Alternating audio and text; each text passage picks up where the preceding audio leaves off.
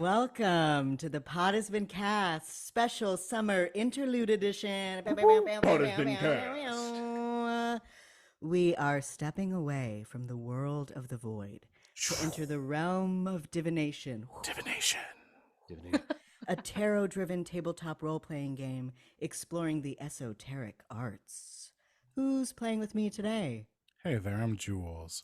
I use they, them pronouns, and I'll be playing the Emperor. Hi. I'm Flo. My name is James. I've been here a couple of times. Welcome back if you know me. I will be playing the magician. I use they, he pronouns. Hello, my name is Alina. I use they or my name pronouns, and I will be playing the fool.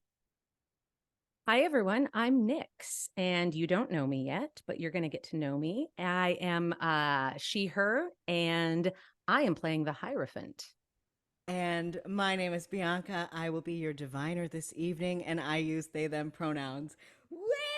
Here we go. Say, this is so fun. I love being on this side of the table. Thank you, How's it Joolz, feel? for I kept the seat nice and warm it's for so you. warm over here. Comfortable and worn in.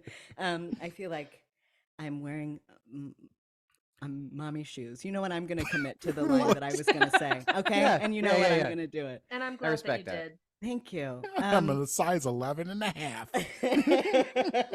And they What fit have like I a walked glove. into? Something very bad. Something very bad. You should turn back, please. You should. Just kidding. It's too late. We've got you locked in.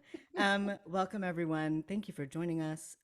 As I said earlier, we are stepping away from D&D 5e in our void to play a game called Divination, which I'm really excited about. We played this oh gosh, a couple years ago now, with Matthew Munez, who designed a lot of the beautiful sound for our Void run in the Pod has been cast, who co-created Divination with Nyx, who's here playing with us today.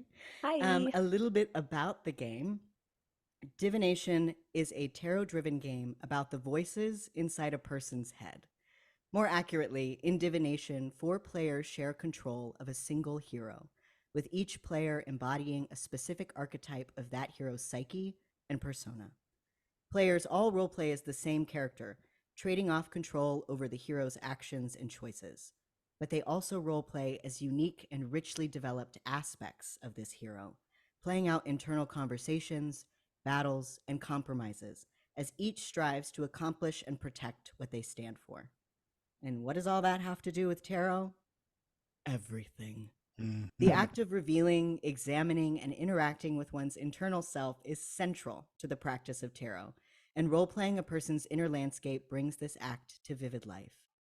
Divination is the tarot-driven RPG because gameplay uses tarot cards in place of dice, yes, but also because every single element of the game, from the world in which it exists to the very characters themselves, are defined by and represented in the terms and imagery of the tarot. I'm so jazzed. So today we're going to dive into one of my favorite parts about Divination, which is character creation. This is a very collaborative game. And so we will build our aspects and our hero together. Are you ready? I'm so ready. Absolutely. Do Oh it. my God, I'm so excited. Welcome, welcome, welcome. To get us started, I want to first address some safety and consent concerns. We have discussed this beforehand, so all of the players at the table, virtual, know about the X card. So if at any moment we come across something that you're like, hey, I cannot deal with that today, just drop an X in the chat, and we will switch a Rooney. You don't have to justify it. You don't have to explain it to me. I'm here to take care of you, and we're here to take care of each other.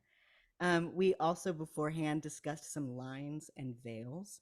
A line is something that is not going to be brought to the table at all. And a veil is something that can be referenced or applicable in a backstory, but not something that will play out together.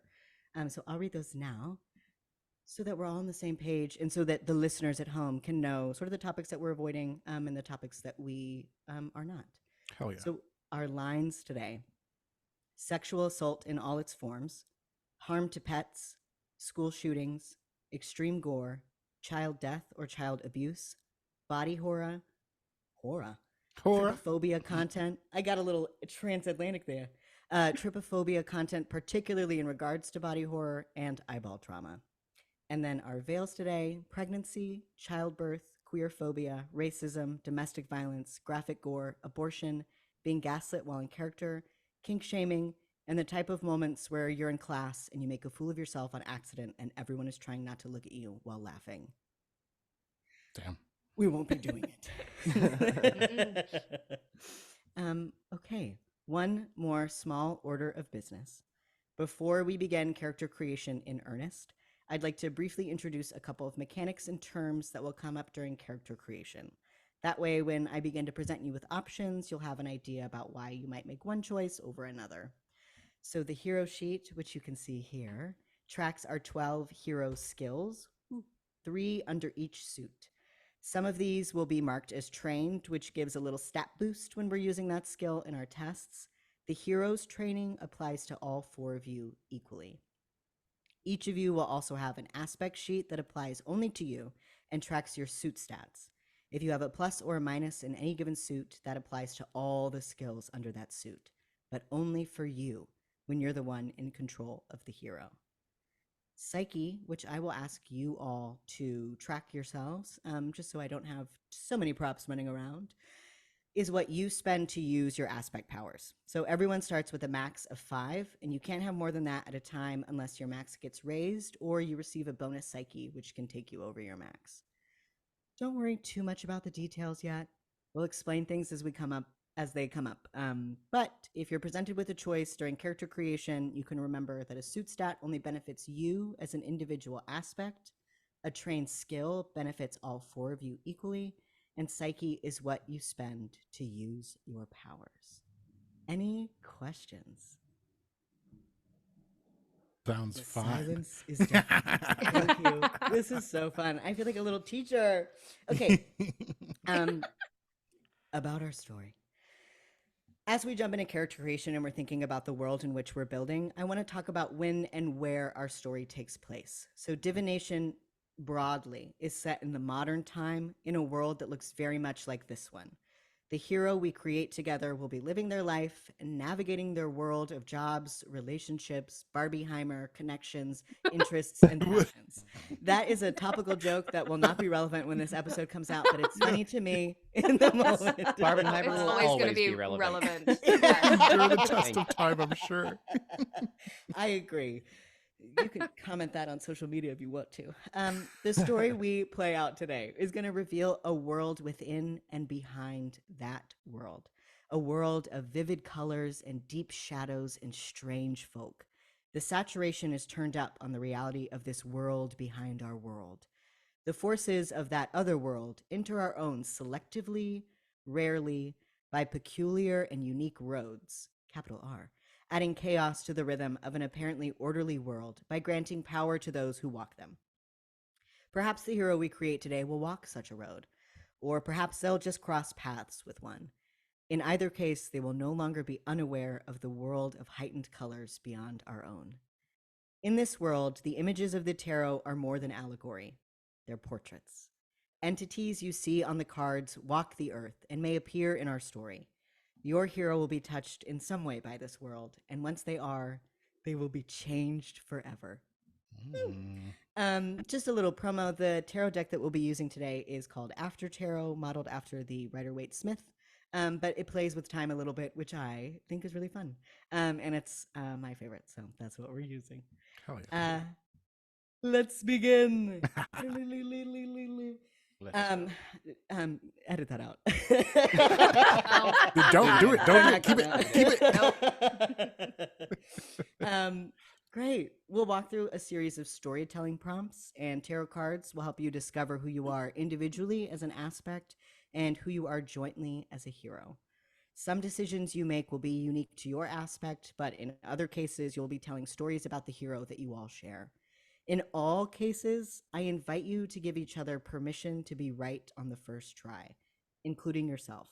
Present your stories as truth and allow your fellow aspects to contribute their own truths to flesh those stories out, while of course respecting all the boundaries that we established with our safety tools. Character creation is just as much a part of our story as anything else in Divination, and we're not going to rush it, which is why this episode sort of stands alone on its own. In a campaign at home, this would be a session 0 lasting a couple hours. We will not be here for a couple hours. We'll probably be here for, I don't know, an hour and a half. We're here for a good We'll see time, how it not goes. long. I mean, we'll be here for a couple of hours. You just won't hear it all at home. You just won't know about it. The You won't know magic about of all editing. all the first recordings we tried to do of this episode. Yeah. I don't know what we're talking about. This is the first time that we tried, and it went perfectly the first And time. it was So, perfect and flawless, and nobody's ever made a mistake, like all of us. like all of Barbie. us. So today we'll get through character creation. When then in the further episodes, we will drop our hero into their story. How character creation works is we build our hero and our individual aspects through 4 throning steps, covering key moments of the hero's development. Your hero may be any adult age once our story begins, and we'll make that decision together in the final step. But the first 3 steps will focus on moments from their formative first 20 years or so. Hmm. Cool, capiche? Capiche, cool? Capiche and Cool. cool. Capiche and cool. Gorge. This is fun. I feel like I'm hanging out with my friends. You are. And I am. No, it's an illusion. We No, created, no. we created a Hey. very delicate illusion for you. Cool. I imagine this is what it would feel like. Part 1, early life. Okay, so our first step is going to focus on the hero's earliest life. We're also going to be talking about our aspects, so I just want to give you a moment to make sure that your aspect sheet is nearby in a place that is easily accessible for you. Great. Yeah. Cool. Before each of you understood who or what you were aware of yourself as an idea, a drive, a feeling, a sound, a sensation. This is your essential nature. You are little more than a goal. You can now enter 5 for your maximum psyche at the top of the front page. Then we'll have each person introduce your aspect by reading the descriptive paragraph and the list of their agendas to the group. To make things easy, we'll go in introduction order. So Emperor, Magician, Fool, Hierophant. Okay, cool. Yeah. Whenever you're ready. I am the Emperor. I am the hero's power. I am the teeth and nails and bones that keep the hero safe, and am able to defend those they love from danger. At my best, I am a guardian, a defender, and a protector. You seek to create a safe community to lead and keep safe. At my worst, I'm a nightmare for my foes. I am destined to rule, but the question is, will I be a just defender or a ruthless king? My agendas are to defend my community, to defend the hero directly, to punish or reform my foes, and to leave a legacy after my ideals. That's so cool. Okay, I am cool. Thank you. Yeah, and you know what? You Kind of are. are. You kind of. So that's all great, Jules. But now we need to know what your character is. Oh yeah, I'm a rabbit. I don't know what all the tarot stuff comes in. I'm just playing a rabbit. I don't know. Great. The iron hand of Jules, the emperor. So I'm going to be the magician. I am the hero's ambitions, their creativity, their skills and capabilities, and their ego. Mighty enough to tackle the largest problems and achieve the greatest heights. I need to take the long view, helping the hero make choices that will ensure the outcome I desire over time, even if it means sacrifice in the present. My vision is greater than myself. It is a vision for the world. My agendas are to achieve greatness, to change the world, craft a plan and enact it, to cultivate amazing abilities, and to act with decisive force at times. Amazing. Don't. I just stopped being able to hear you. Oh no, can you hear us now? Oh, I'm here. I can hear you, Jules. It was. Oh. Can Oh, you hear never me? mind. Everything everything's fine. Oh, I Everything's had a really fine. like strong pause that I was like kind of Yeah, like, a It real was, good. it was perhaps too strong. It was Sorry about that. honestly confusing. I think I'm just on edge because I caused a lot of sound problems earlier. That never Um, happened because it didn't make it into the For the cut. listeners at home. In our Okay. absolutely perfect rehearsal run. Yes. So in the fashion of the fool, you are the hero's sense of humor, their curiosity, their capacity for wonderment, and their desire to experience new and exciting things. You take delight in the outside world and the many experiences it offers. You are youth incarnate, an unpredictable spirit. You thrive in many situations, relying on the self confidence and courage such youthful spirits often possess. My agendas are to learn and grow, to explore the world, to make new friends, to troll the haters, and to laugh and create joy. oh, Wow. Ah, So Yeah. nice. so nice. Control the haters, so nice. Yeah. Um, Get him. And now for something completely different. I'm the Hey. Hierophant.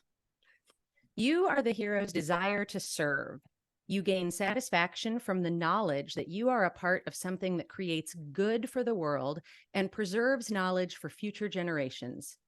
Your influence causes the hero to think outside themselves and their pain. You achieve strength through learning, wisdom, and by investing your energy in your community and your world.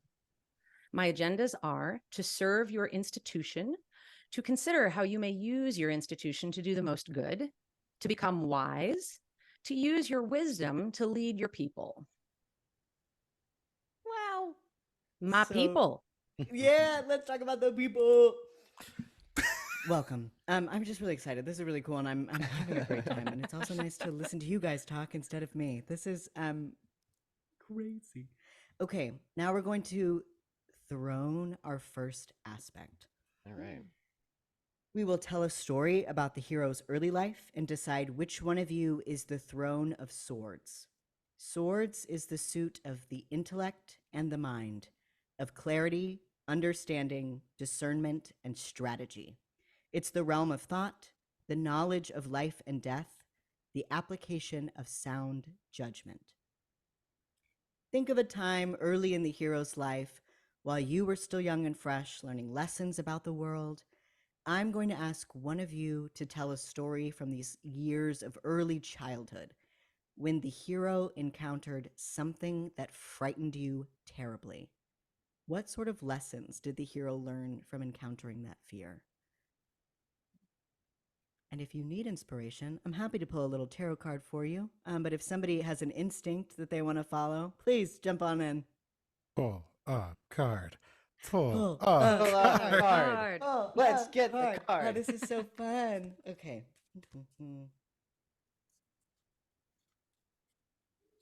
All right, and for the first card pull. Oh, okay.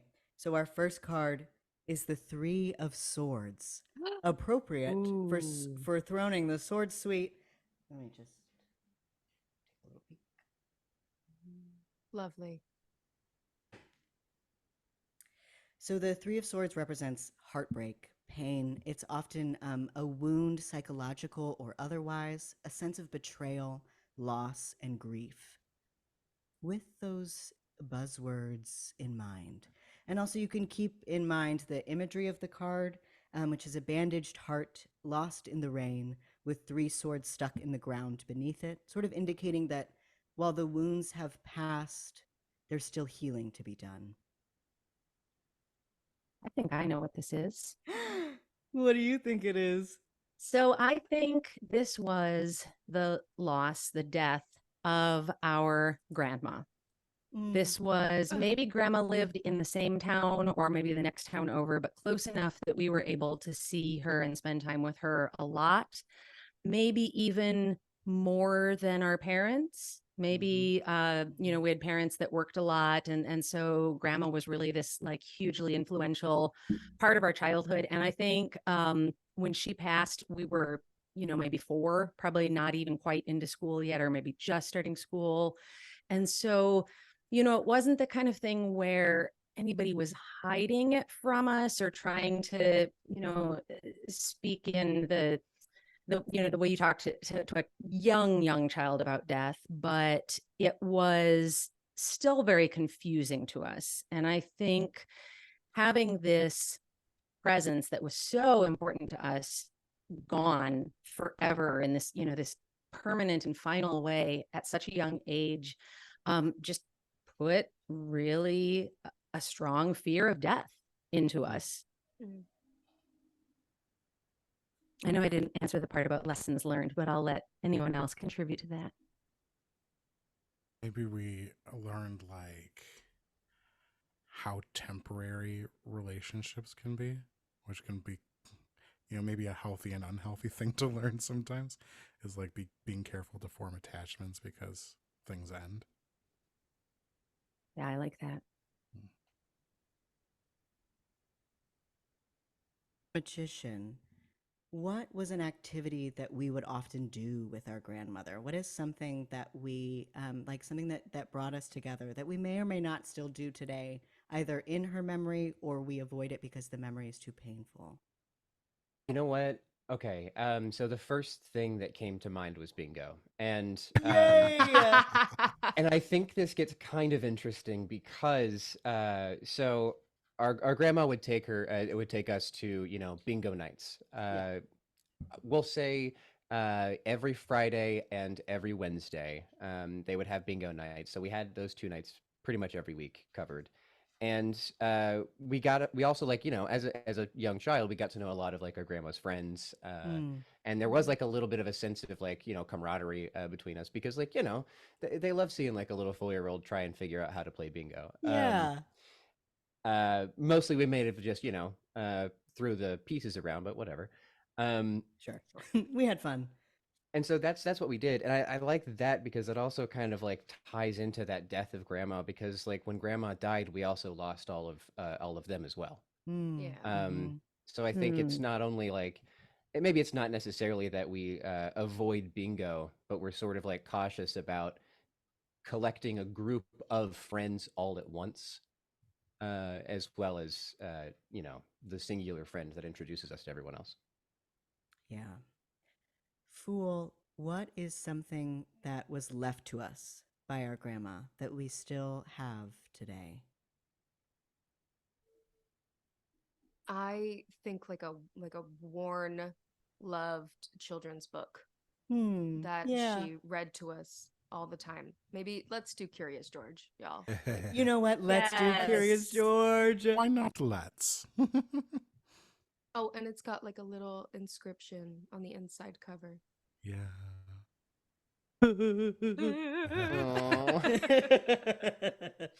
And then anyone can answer this question, but what was our grandmother's name? Dorothy. Dorothy. Beautiful. Her name was Grandma. Well, of course. Well, her name was Grandma, and that's a good clarification that we also Dorothy called Grandma. her Grandma. Yes. A cute anecdote about us hearing her name for the first time at the bingo hall. I'm being very offended because her name was not Dorothy. Her name is happening? Grandma. That's Oh not yeah, that is the Dorothy. thing. When you hear your parents' names for the first So time. weird. Yeah, it's That's so weird. Yeah. Well, Hierophant, you started this story, so you become the Throne of Swords. I do.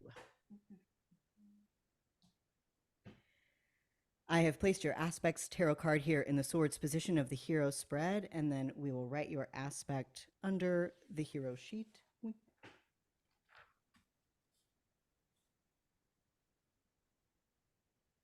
And I'm going to say this now.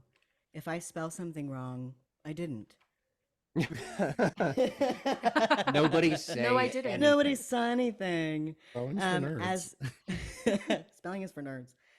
As gifts of your throne, Hierophant, each of you will have a few decisions to make to shape yourself as an aspect and yourself as a hero in ways related to your suit and its themes. These will vary for each throne, so everyone will contribute to different parts of the hero's development depending on which throne you occupy. So, Hierophant, as the Throne of Swords, you may do the following. You may mark a +1 to your sword suit stat. And then you can choose any one skill on the hero sheet to mark as trained. It doesn't need to be in swords, but it should be something you took from your experience in the story. And then just for the listeners at home, I'm going to read out what those skills are. And then also so that we can all listen in. So under swords, we have perception, machination, discretion. Under wands, we have vitality, force, and leadership. Under cups, we have composure, expression, and connection. And under pentacles, we have crafting, worldliness, and fortune.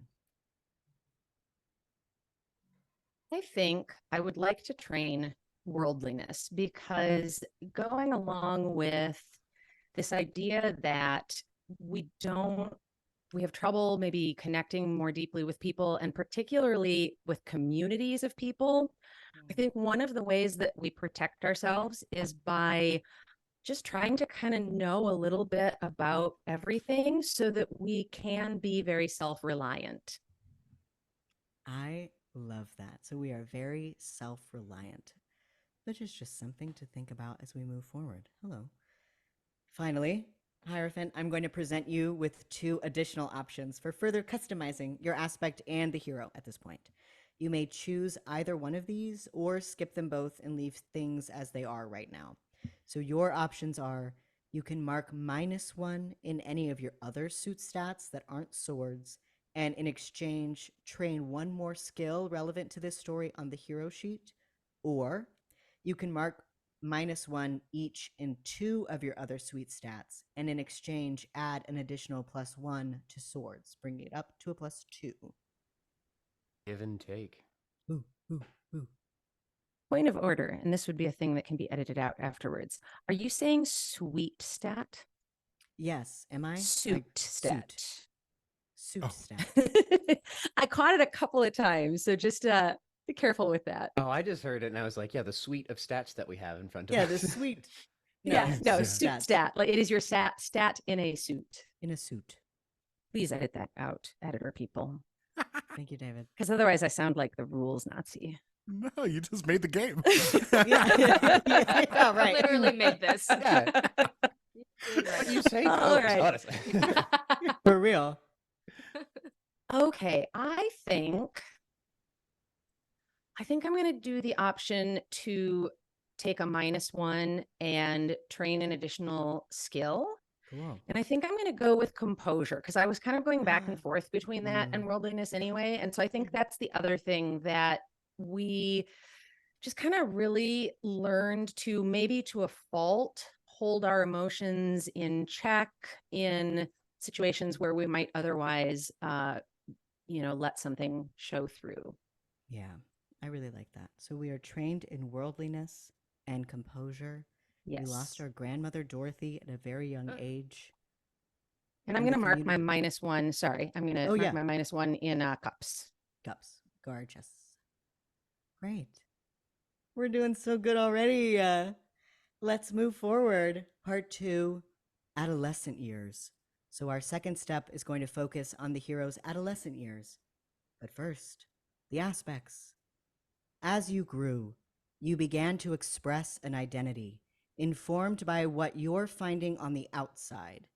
You continue to have experiences and interact with people, and you filtered it all through the lens of your own agendas. On the backside of your aspect sheet are a series of prompts. You'll find one about your nature, about your private space, one about your appearance, and 1 or more questions that are unique to your aspect. Consider your aspect's emerging identities as the hero grows into adolescence and begins to perceive adulthood in the outside world, and begin to fill these out. Don't complete the ones about your sibling relationships yet, though. We will get to that in a minute. This game is so cool. I love it. I This love is it. so wild. Well structured. Like, so we're gonna be we're just running through like filling out everything except our siblings thing right now. Sorry. Yes, yeah. So just Let's take do some it. time, think about what we already know, think about the ideas that you have about what your aspect may be.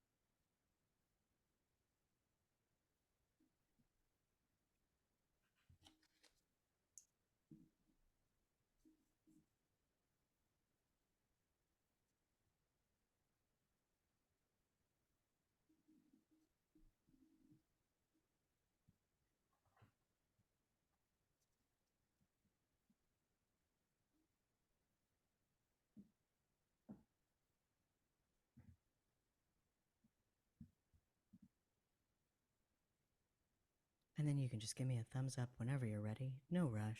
They're going to edit this out. Right, Carlos? Right, Carlos? Right, Carlos? That'd be a weird Please. sound editor flex if he just left 10 minutes of silence in here. Silence and heavy breathing and an occasional, oh. Sometimes Carlos Squirm, likes to audience. insert his Yeah. dominance through audio. Yeah. In fact, the more we ask him to do stuff, the more he might turn around. The and be more he like, might not. We must leave Carlos an offering for such a boon. I'm ready to go whenever. Yeah, me too. Yeah. I need some time yet. Yeah, take your time. So, do you think you're more of a Barbie or an Oppenheimer? I hope I'm not an Oppenheimer. We should all strive. I was to be told the Barbie. other day that I have Kenergy. Huh. And I just didn't know how to take that. I was like, I feel like that might be an insult. But I gotta okay. be honest, I don't see it. You're a Barbie to me. Well, yeah, those questions are like, oh, do you think you're a Barbie or a Ken? And I was like, oh, I really never thought about it. I would hope I'm a Barbie. And they're like, I think you have Kenergy. And I was like, oh, Okay. Okay. okay. I just told you. My dream was to have Barbie energy. I can do Because, like, anything. you can be wrong sometimes. I guess Yeah. you just answer a question wrong. My God. Fools. Well, hey. What a power move. Indeed. But you know, watching the film, I was like, oh, I can kind of see it. I'm kind of an idiot. I can kind of be a big time idiot sometimes. Hey. As is our right. Oh, Lord.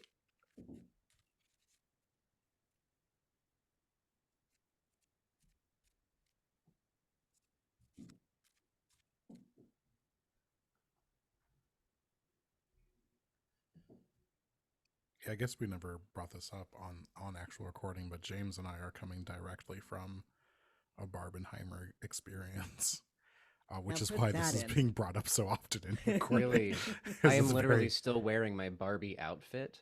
I just ran like amazing. a makeup remover over my face real quick before I hopped on this thing. Why'd you get rid of your beautiful look? Yeah, what? It was starting to itch, you know, when you have it Oh, on all day sure. and like you've Yeah. been sweating and crying if you're me watching Barbie movie. And just everything's in your eyeballs. I just wanted a fresh face. It's also extremely hot in Chicago. Yes, it is. Today I was think it's only gonna icky. get worse. Yeah, it's gonna be a Climate swampy week in change. Chicago. Icky, sticky, dude. Icky, Um, sticky. Also, while we're in this, like, moment of silence, Yeah. Well, you may have mentioned this, but did you mention, like, vocally that we have the visual aid for people who are listening audio wise?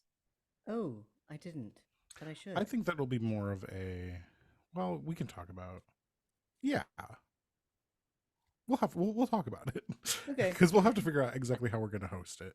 I guess we could throw it up on the YouTube. Mm. Actually, probably how we'll do it. Did you just say the YouTube? Yeah, the YouTube. Like the YouTube. Jewel Osco? The YouTube, the jewel. I meant like our YouTube. Facebook. Because I did sound like a boomer. It sounded like a real boomer Ken. Yeah, I was gonna say, there's the Kenergy. I'm trying.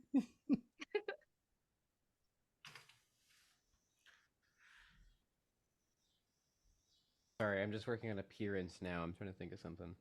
That's where I am. Oh, jeez. Okay. Oh, jeez.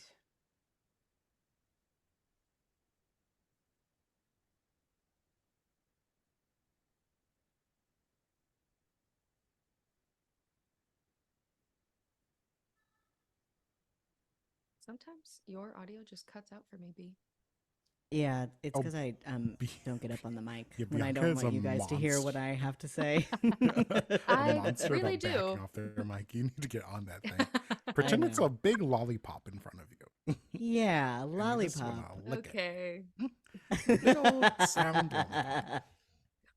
That's what I do, and I stay nice and close because I want the I stay lollipop nice as I'm and close. close. Going. I can't. Like a Shirley Temple type of character. That wants a I Yeah. am I'm done. I'm caught up. I'm here. I'm alive. Oh, so I can stop doing this bit? Okay, great. Yeah, no, if you want to keep going, you can. That's You know, totally you fine. could have stopped whenever you wanted. Yeah. Don't You use just me. didn't. All right. We'll do this again in the same order just to keep our brains God damn from it. scrambling. So Emperor, whenever you're ready, let's talk about what you've got. Sure. And I'm just going to go straight down this list, just talk about what I've picked. Gorge, yes. Cool. Then the first thing the Emperor had to decide was their nature. As I grew and discovered the people of the outside and found much to distrust and admire about them, I made myself strong through, and I chose force. I learned to hit first and hit hardest. I learned to ignore pain. My private space, unlike my siblings, my private space grew citizens quickly. As I grew, drawn from my impressions of the people I met on the outside, my impression of the world, my interests, and my nature define the lives of these citizens. What is your private space like? I had the choice between a walled city, a village, and a divine rulership. I instead made my own, which is something you can do, so specify your own. My private space is a massive coliseum, Yes. packed with Okay. like attendants, sort of like voraciously watching like endless battles that take place there. Bloody fights to the death, in which I have a box seat. Of course. I, Lush. I choose the appearance of my throne and crown. My first memory is the uncomfortable but impressive chair, my throne, and the heavy crown weighing down my head. I was born with the burden of these discomforts. They represent my responsibility and power, and they may take any form I wish. So my throne is actually like a sort of like a garland, like a wreath of flames around my head. And my throne is a rather simple throne of this twisted bronze metal. And my appearance, I am uh, a little boy, Yay! a little boy in a toga with a lion pelt sort of draped over my shoulders, and a scabbard and a sword sort of at my side at the ready. But I'm just like a 12-year-old boy king. Fantastic. Yay! A Obsessed. 12-year-old boy king. That's like one Boy of the things king. that I love most about this game is that every time you play it's so different because anyone sitting down with the aspect is going to bring something different every time. I love our boy king, our boy Just an emperor. absolute Boy Joffrey. Yeah. Joffrey, no! I'm writing that down. Absolute Joffrey. Ballet. Thank you. Anything else that you want to toss in there or talk about? I think that's it for me. I'm excited. Beautiful. Wonderful. Magician. Hi. I'll just run straight down the list as well. So, starting with my nature, as you grew, you discovered the society of the outside. To find the greatness for which you were destined, you cultivated, and I chose ability. You strove to be the best around you at the skills you chose. So that's the first one for me. My private space. Are these the same? The same little sections here? The outside world is full of goals and interests. No. I'll No, read it. those are all Okay. different. I thought so, and then I was like, oh, should I read it? Yeah, go ahead. No, my character's a lot more confident than I am. The outside world is full of goals and interests, but that world is solid, and yours is not. Your private space reflects your friendships, interests, and passions. What does yours consist of? And mine is basically the only thing I wrote is Escher Library, because I've got this idea that like when he goes into his private space, he starts kind of walking into this non-Euclidean area that like folds in on itself and takes corners that Yes. don't make sense, but the entire thing is an infinite library. And yeah. at the start of life right now, it's mostly empty. Mm. So that's kind of like his look there.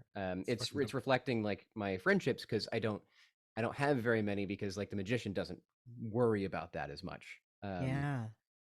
Passion for knowledge. Table. Somewhere in your private space is a private, powerful area.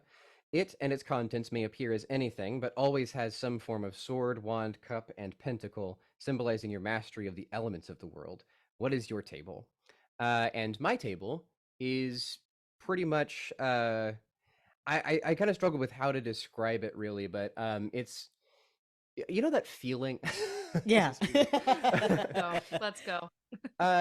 So like when you watch a movie about a politician or something, and they've got like they're in the makeup chair, and they've got like that like paper that's kind of stuck into their collar to like make sure that they don't get their makeup on there, and they're like Yeah. walking in and Yeah. they're sitting in front of like the camera with all of the monitors in front of them.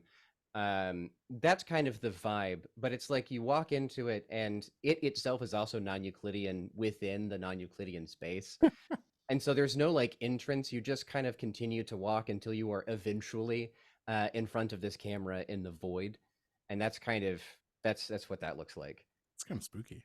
Yeah, it's wild. It's always 1 minute to go. Yeah. Existential ambition. In the beginning, you wanted something for yourself from the world, perhaps even something so huge it's unattainable. What is your existential ambition? This one is simple: to see the Earth from space. Go. Go. It said it could be unattainable, and like we don't have to go there, but like his whole vibe is like he wants to see the entire collected human race at once. Mm. Hell yeah.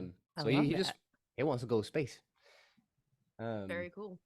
Sounds like a real billionaire. Yeah, Yeah. I was gonna say.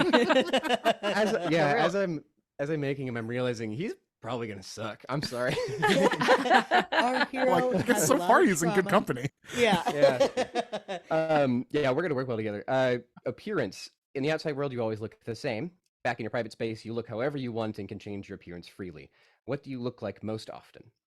And what I look like most often is a shifting face and eyes and body. So, I mean, just speaking of billionaires, I was picturing like the AI generated picture, right, of like just a Mm. person.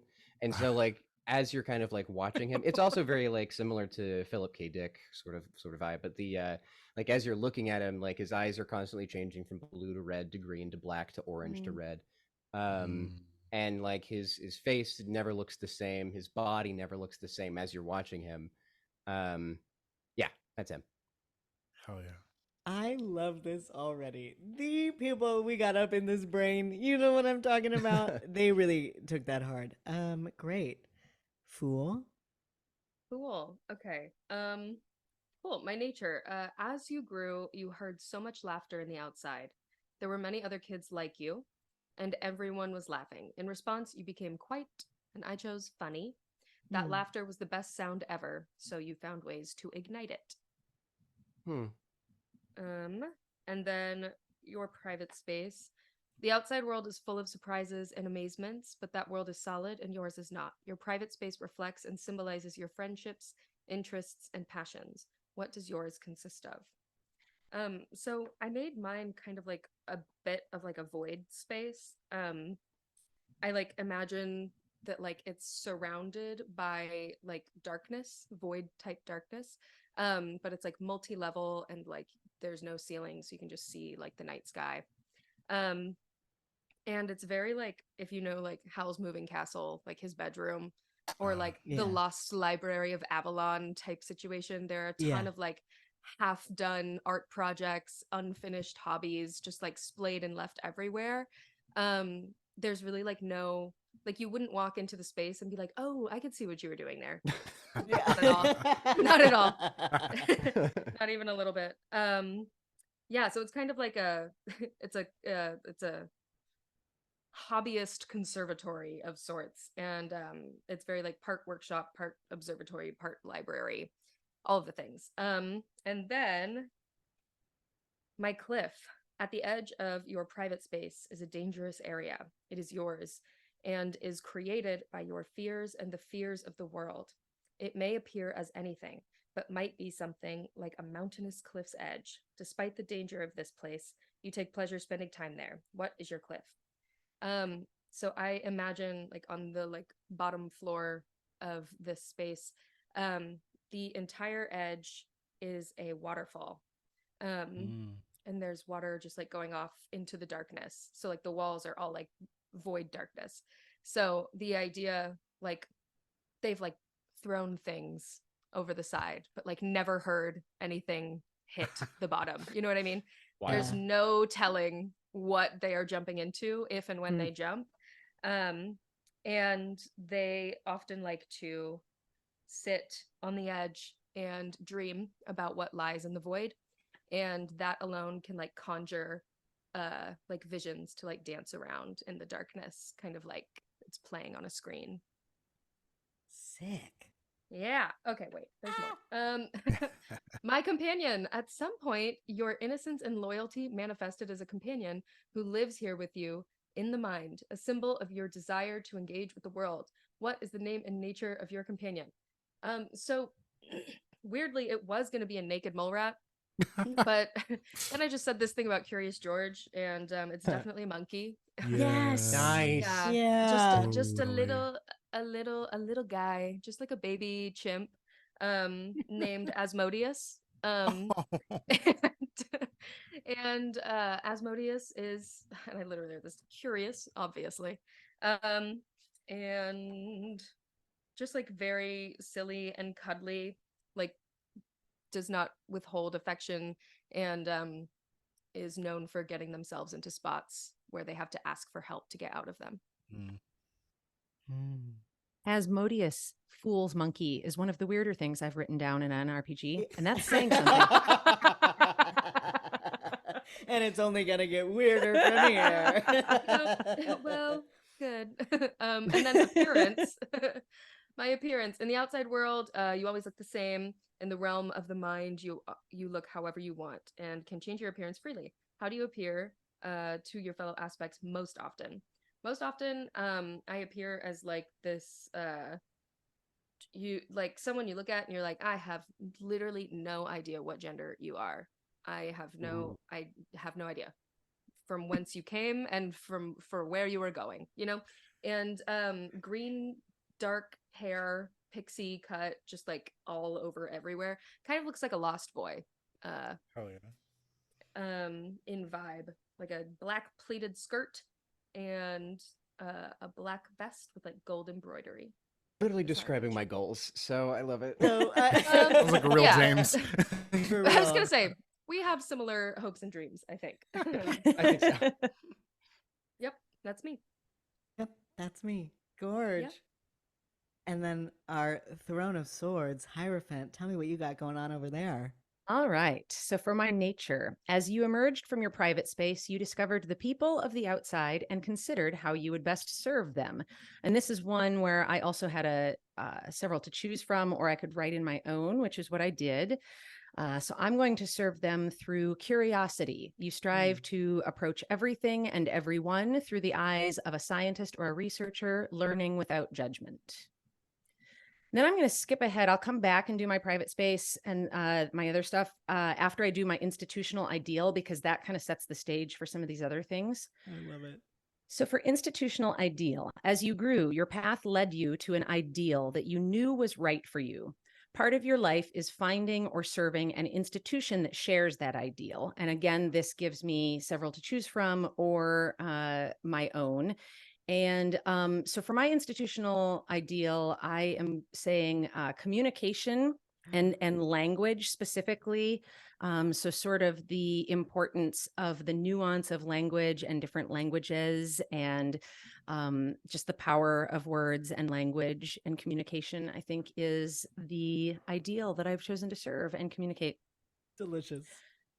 Your private space. The outside is full of people to serve and knowledge to find, but your private space reflects your ideals, passions, and the world you know.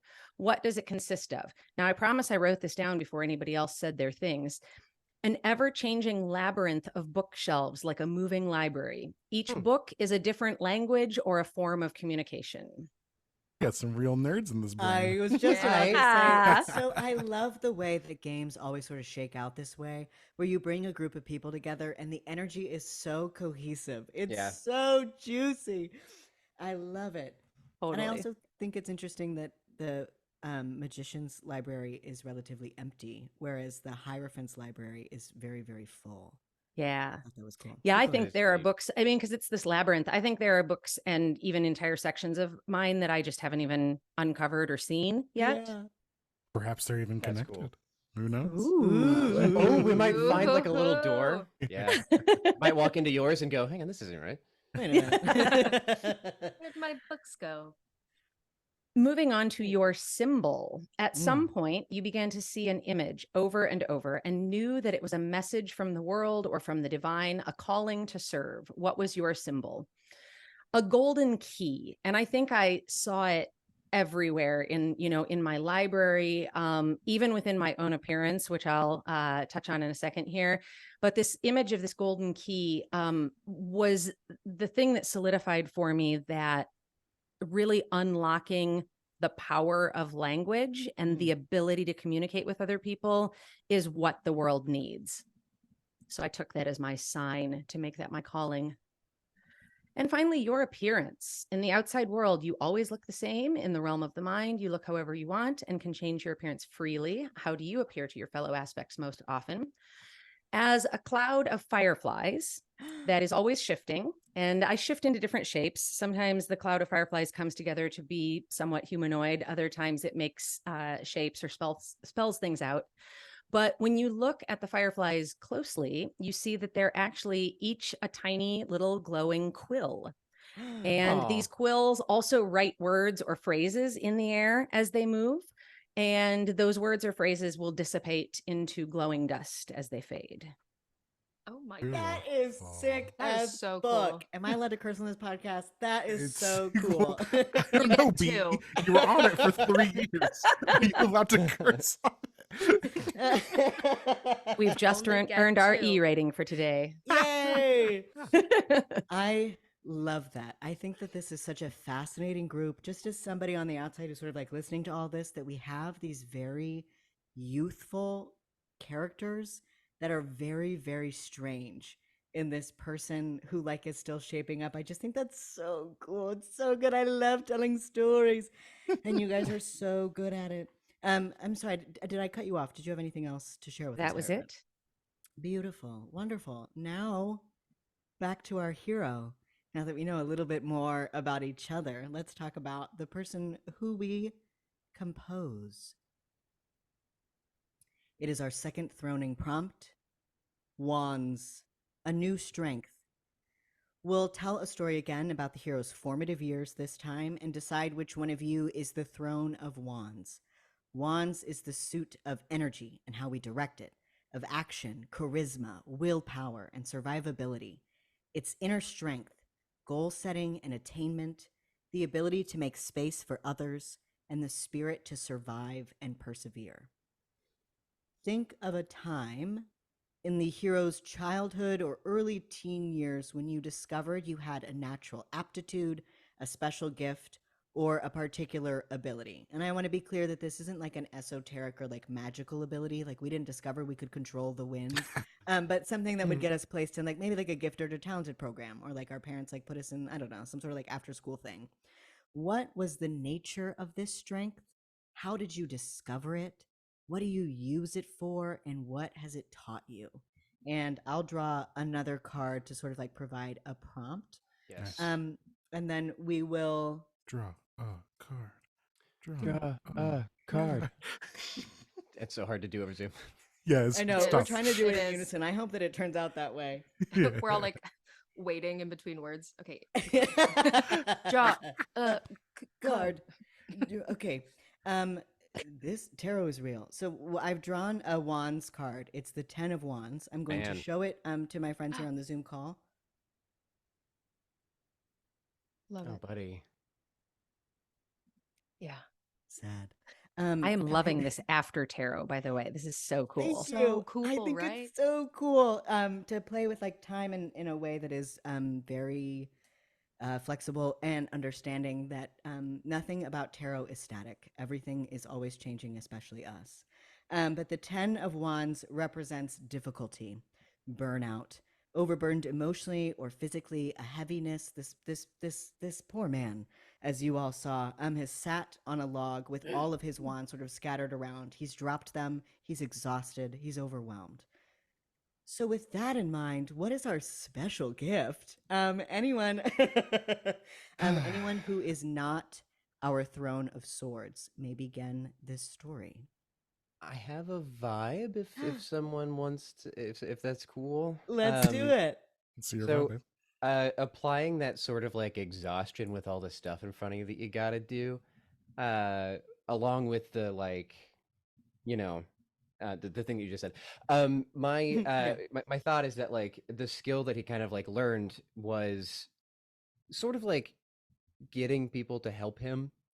Mm, I don't know yeah. if that makes sense. I think that makes sense like with the card and stuff because like yeah, it's a real skill to be able to ask for help, and I want to kind of frame it like that in a less negative way, like the ability to be like, you know, I know my limits, and I want to be able to get people to help me, and also have them feel good for helping me as well.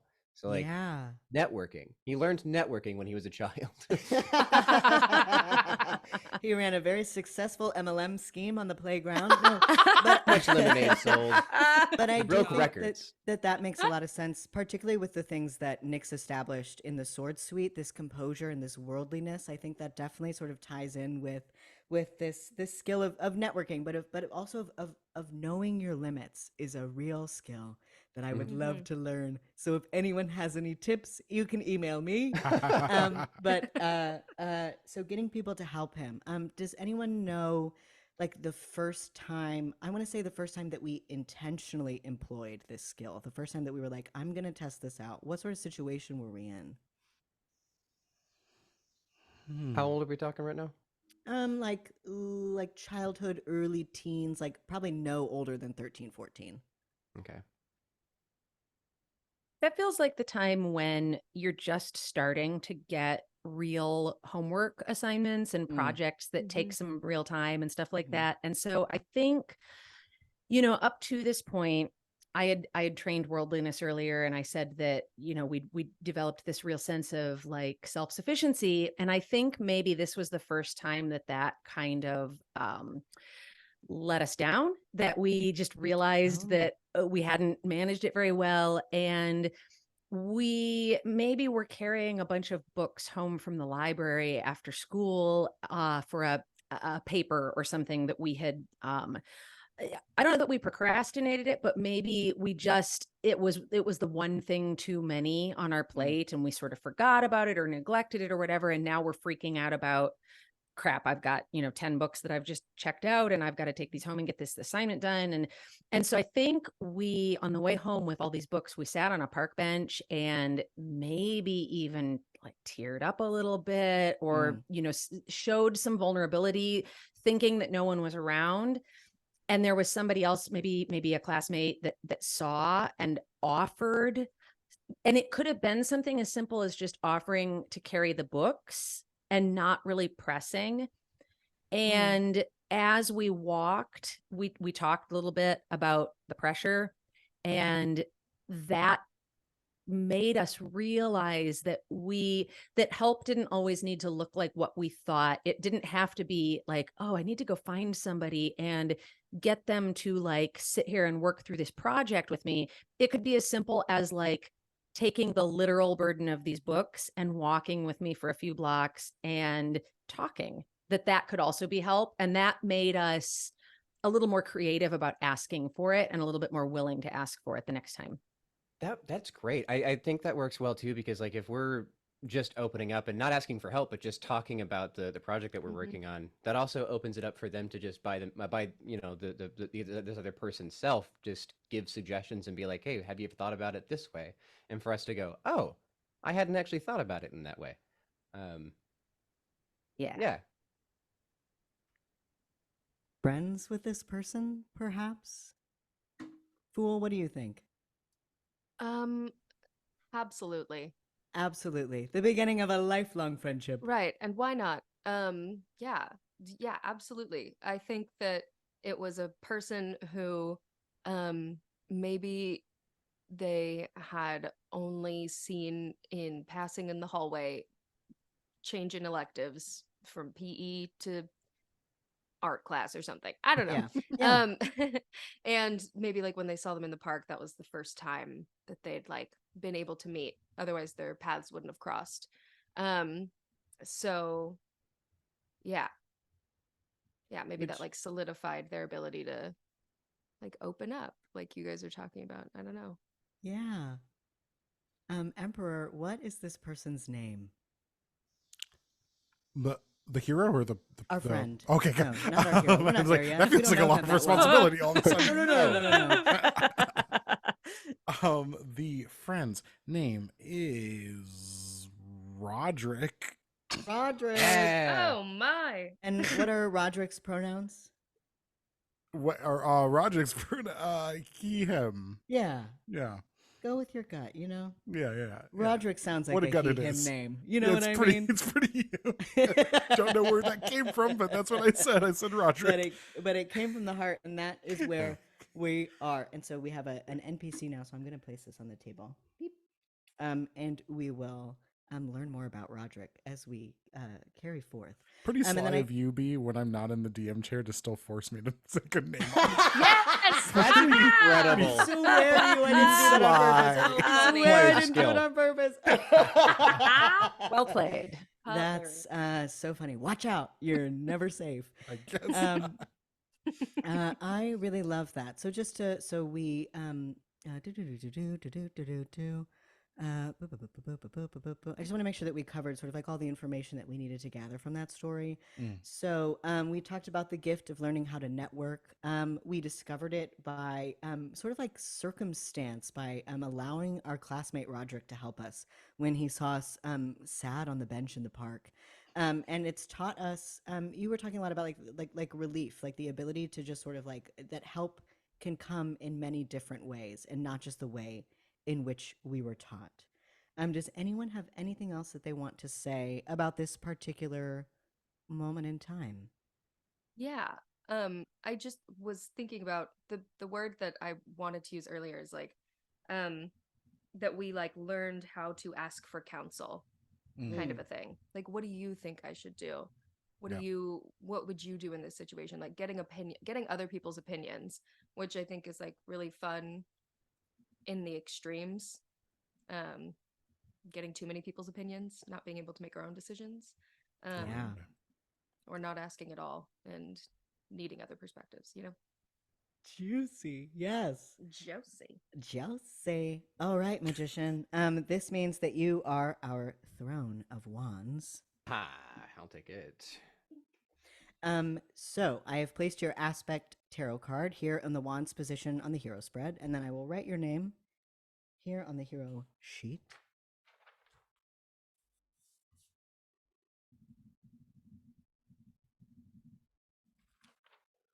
And I'm going to keep this over here because we're going to talk about some skill stuff. So just like the Throne of Swords, Magician, you also have a few choices to shape yourself as aspect and yourself as hero in ways related to your suit and its themes. Some of your choices may be similar to what the Hierophant chose, while others are completely different. So as the Throne of Wands, you may do the following. Mark +1 to your Wands suit stat. I'll give you a second to do that. And then Many papers. you can choose any one skill on the hero sheet to mark as trained. It doesn't need to be in wands, but it should be something you took from your experience in this story. And I will read over those skills again for you and for the listeners at home. So our untrained skills are perception, machination, discretion, vitality, force, and leadership, expression, connection, crafting, and fortune. I am definitely feeling that this story leans perfectly into expression, which is literally effectively convey emotion so as to affect the emotional state of another person or a group. And I think, love it. do I need to even explain why? Dare I even go further? I'm so sorry. Who's with us now? Who was that? Oh, Who entered the hello? chat? Sorry, my house is so haunted. Okay. They're very southern ghost. Well, I never. Where's my fan? Well, I never. It keeps happening. Yeah, okay, great. So we have now become trained in expression. Just like with swords, I'm going to present you with 2 additional options for further customizing your aspect and the hero at this point. You can choose either one of these or skip them both and leave things as they are right now. So your options are: you can mark a -1 in one of your other suit stats that's not wands, and in exchange, all aspects begin with 6 maximum psyche instead of 5. Oh. So a little sacrifice for you for the greater good. Or you can mark -1 each in 2 of your other suit stats that aren't wands, and in exchange, add an additional +1 to wands, bringing it up to +2. Wow. Okay, Yeah. that is not what I was expecting. I know. Yeah, that's wild. That's why I love this game. It keeps you on your toes. God, okay. What would the magician do?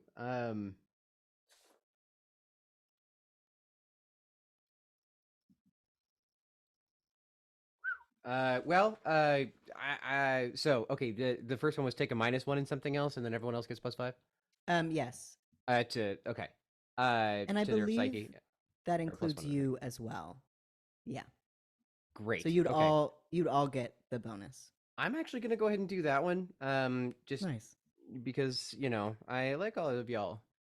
That's Aw. it. Thank you. The only Aw. reason. Excellent. Thank you so much. Thank See? you. So, Um, all aspects you may mark your max psyche to 6. Yes. And I think that I am actually going to take a -1 in. I think pentacles. Nice. Yeah, I think Yeah. that makes sense. It does. Opposite you. Yeah. For sure. Lovely. Wonderful choice. Hooray! Let's keep going. Part 3. Now we're going to talk about connections. We're focusing on the hero's most important relationships and the way those relationships shape and affect you. In the outside world, there are so many people, places, and things. The more you see, the bigger and more interesting your private spaces, appearances, and agendas become. You also spend time with each other now and have learned the trick of sharing and trading off control of the hero. As you do, a new space grows, your shared space, a space for you to convene and from which you govern the hero together as a group. Now we're going to work together to describe our shared space. It can appear in any way that you all like, so long as it contains the followings: a room, a space, or anything to really represent the shared space itself. We need an emblem of control to indicate amongst the aspects who is in control of the hero. A viewing, which is how information of the outside world is taken in and interpreted by the aspects. And then gateways leading to each of the private spaces of the other aspects. So I'll let you decide what your own gateway looks like, but the rest is fairly collaborative. And like we said at the beginning, your first instinct is right, and we're building this space together. Can you say again what the gateways part was? I missed that. I'm sorry. Yeah, of course. Gateways that lead to each of your private spaces. So you each have a doorway that gets you, or a gateway, I'll say, because it doesn't necessarily have to be a door. Okay. I'm kind of picturing, Yeah. and maybe not so much with the Emperor, but with the other 3 of you, there's sort of a slightly academic nature to your spaces with the libraries and the unfinished art projects and stuff. Yeah. So I'm kind of picturing almost not a classroom, but a lecture hall sort of look.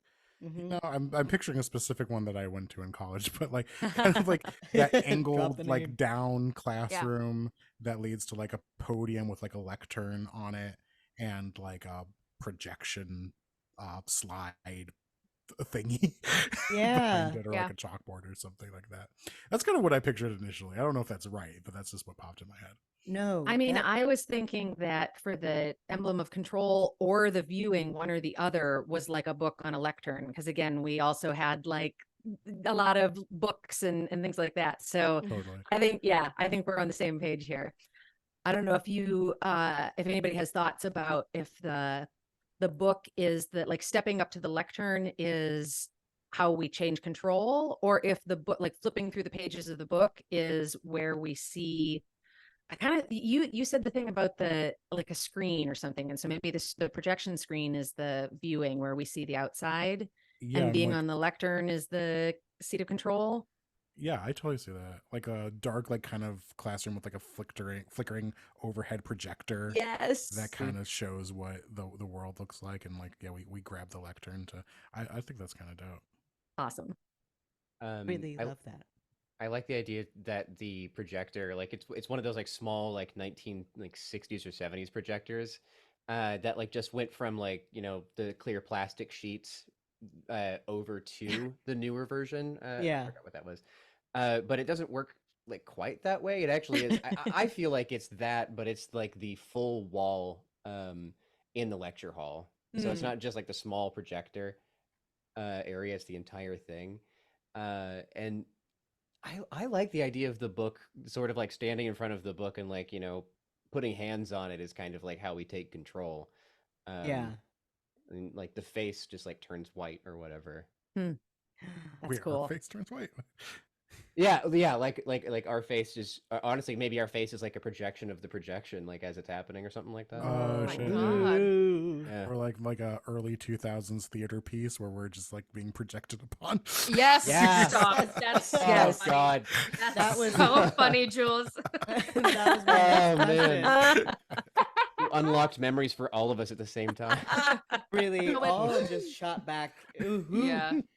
I love this idea because I think it's really interesting that everything is really academic, but the shape of a lecture hall is very similar to a coliseum. That's what. Yeah. Yeah, so it's a really Mhm, familiar mhm.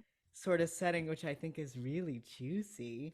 Okay, so we've got our shared space, which is this lecture hall. We have our emblem of control, which is the book on the lectern, putting your hand on as if you're swearing in or performing the lecture itself. And then we have this like old school projector that takes up the entire wall with the viewing of what's going on outside. I'd love to hear a little more about your gateways also. If somebody is feeling very strongly about their idea, I'd love to hear it. But if not, I'll play professor and call upon you. Yes. Yeah. Hello. Hello. I'm picturing like the lecture hall. I've been in lecture halls Sure. that had like basic I've been there. That had like 4 doors basically. Like Mhm. you know, like 2 at the top at the highest you know, Yeah. slope or whatever, and then like 2 at the bottom that are Totally. usually like, you know, like fire exits or something. Yeah. But I very much want like just a groovy looking like beaded curtain where a door should be. Yeah. Ooh. And then where in the lecture hall, on the bottom or on the top, is the Fool's Gateway? I think it's on the top because I want them to be able to like make a really dramatic exit if they need to. Yeah, definitely. You know, Definitely. like huffing and puffing up those stairs. And then the click clack of those beads. Yep, Yeah. absolutely. Gorgeous. Who else? I think I'd have like a comically large for how small I am. Yeah. Like iron door, just like really like big, like circular, like brass knockers, just like this huge iron door. And it's got like carvings in it of like lions, like tackling people and like Yeah. consuming them, and spears, and yeah. And the closer you get, the sound of the crowd in the Coliseum is loud and Totally. yeah. Is there like a little? I'm imagining like it's like this really huge door, and you can say Yeah. no to this. You can always say no to me. You can't say no to each other, but you can say no to me. I'm imagining like this really huge ornate door, and then like a little door cut into the door that you actually use to move in and out. Can't live Yeah, with it. that's too funny Too not to be the heavy. truth. Hey, you're an emperor. You shouldn't be doing all that work. So true. And then, Emperor, are you on the top or the bottom of the lecture hall? I think I'm top. I think I'm top center, and the fool's door is just next to it. Interesting. That's very funny. Center. Yeah, that's hilarious. I love that. I love contrast. Magician, Hierophant, what are you thinking? So I think since the nature of my private space is that it's these ever shifting and moving corridors of this labyrinth, I think my opening into the shared space is in a different place every time, and you all never know quite where it's going to be. Yes. Sometimes it is some of the existing doors or windows that are there, and like, you know, that thing that you swore yesterday was a broom closet is now the doorway to my private space. Sometimes my little cloud of fireflies just like flits out through one of the vents or something. Yes. And That's from awesome. my perspective, it's, you know, the shifting nature of my space is always just sort of like aligning with one of these openings. But I don't think that any of you all know exactly what goes on in my private space. So you don't really understand how that works, that every time I'm coming and going from somewhere different. Yeah, Okay. I love that. Just like appearing and being like, hee, hello, I'm here now. Yes. And like, it's never weird to like appear in a different place. It's just natural for you. This is how you got Yeah. here. Yep. I've got this idea that so it's leading into this like library. But you know those like in political dramas, those like double doors that you can like push on and they'll kind of Yeah. like open and then close. They're like the metal doors that have the bar in the center. Mm. I'm feeling like it's a set of those double doors that are sort of on the floor, like opening into the ground. Cool. Just because like of the MC Escher-esque sort of situation with the like, you know, nothing like works right in there. And there's also I don't like that. Never mind. It's fine. No, I do. Now, I'm gonna say it out loud and see if it's good. Yeah. There's in front of that door, like the way I'm picturing it is that they open inwards into the ground, so that whenever I enter them, I sort of like walk over to it and just kind of like face plant into them, so that they burst open. So I'm always doing that sort of like burst open entrance into my space. But then whenever I'm exiting my space, they're flipped so that I can also burst out and come straight flat up, standing upwards. Absolutely. Yes. Absolutely. Yeah, that's what I got. I'm is- picturing you like flying up onto your feet like David Bowie in Like, Labyrinth. yes. Yeah. Like David Bowie in Labyrinth, just like that. Just Yes. as sexy, too. Yes. Gorgeous. Okay, so we've got our shared space. It's this lecture hall. There's a lectern at the front with a book, which is the emblem of control. We have a viewing projector that takes up the whole wall that lets us see what's happening on the outside. And then these three very distinct like entrances and exits, and then the effervescent mystery of wherever the Hierophant is going to appear from next, which I love. I think that's so gorgeous. Okay, is there anything else that we want to talk about, like adding into our shared space? And I will say that if at any point in the game, if there's something that you want to be like, I think this is in our shared space, then like, you know, throw it out. So like, this is not like the end all be all. We're putting we're putting it down in stone. I don't know. It's not permanent. So if you have something you want to add later, you can. This is not a speak now or forever hold your peace moment. I think Great. there are like Yes. I think there are students there. And I think they like Interesting. don't say anything. Yes. Like they're like almost Oh. like apparitions a little bit. Like Do mannequins. they look but, like- like people that we know? They could, yeah, they could like look like people they know, or they could just like look like people that like kind of belong to like confusingly different time periods and places that are just like in the hall like taking notes and just like Yes. watching. That's what I but, was like, gonna say.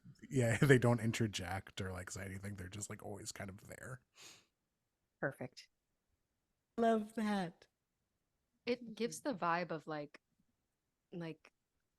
a a haze of a memory that just like plays on repeat. You know what I Yeah. mean?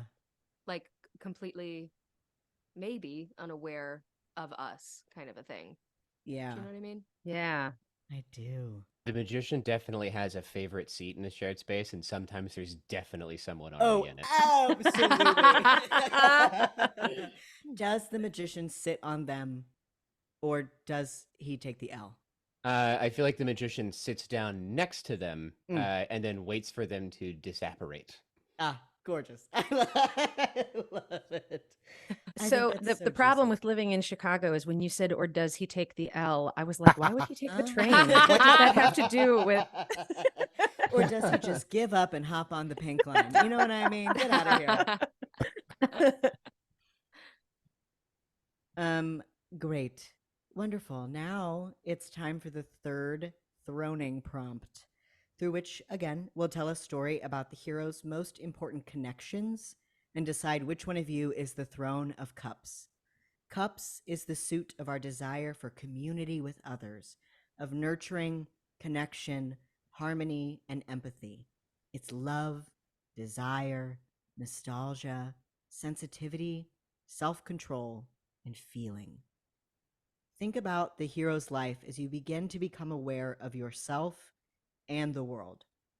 You find yourself in a web of people who are connected to you, friends, families, and adversaries. Can we tell a story about a significant person in the hero's life, someone who had a real impact and is likely still in your life to this day? This could be a friend, a family member, a teacher, anything. How did that person end up in your life, and why did they become so important to you? And once again, I will draw a card to decide.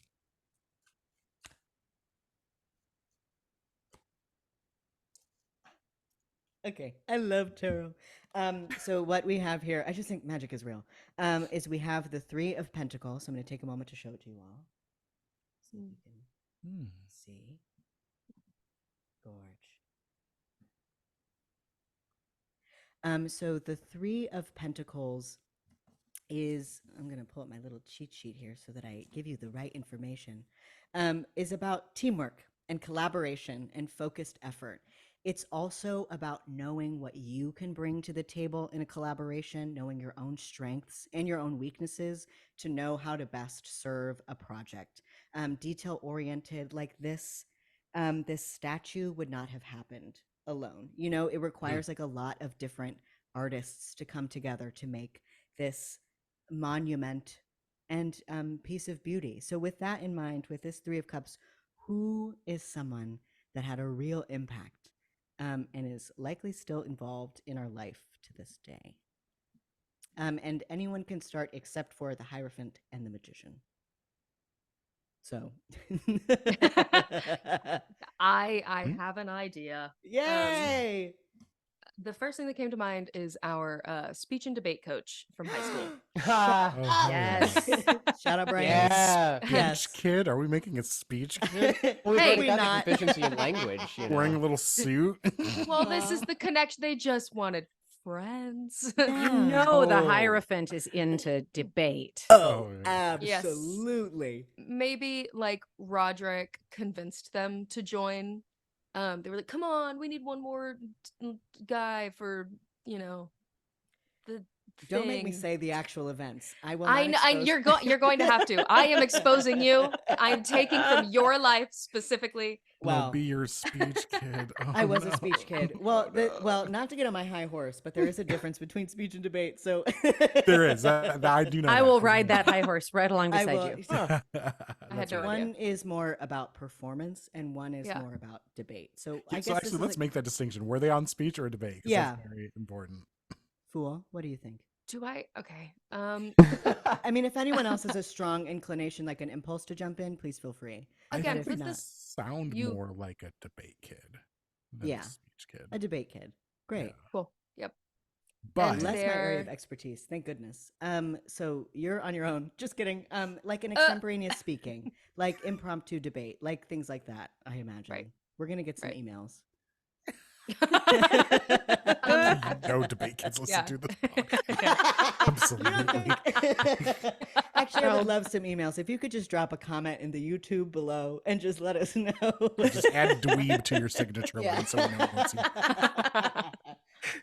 Okay, so our debate coach. Yeah. What is their name? Um. Uh. Uh. Uh. Doctor. Ooh. Oppenheimer. Stop. I'm sorry. If you say it, it has to be. Nope. No. Okay. That was my Okay, ADHD okay. brain. I'm sorry. Okay. Right. No, it's okay. Dr. Barbieheimer. That's what I was going to say. Dr. Barbenheimer. Oh, actually, that's pretty good. Actually, All right, Dr. Barbieheimer. Okay. I'm writing it down. Oh no. No, wait.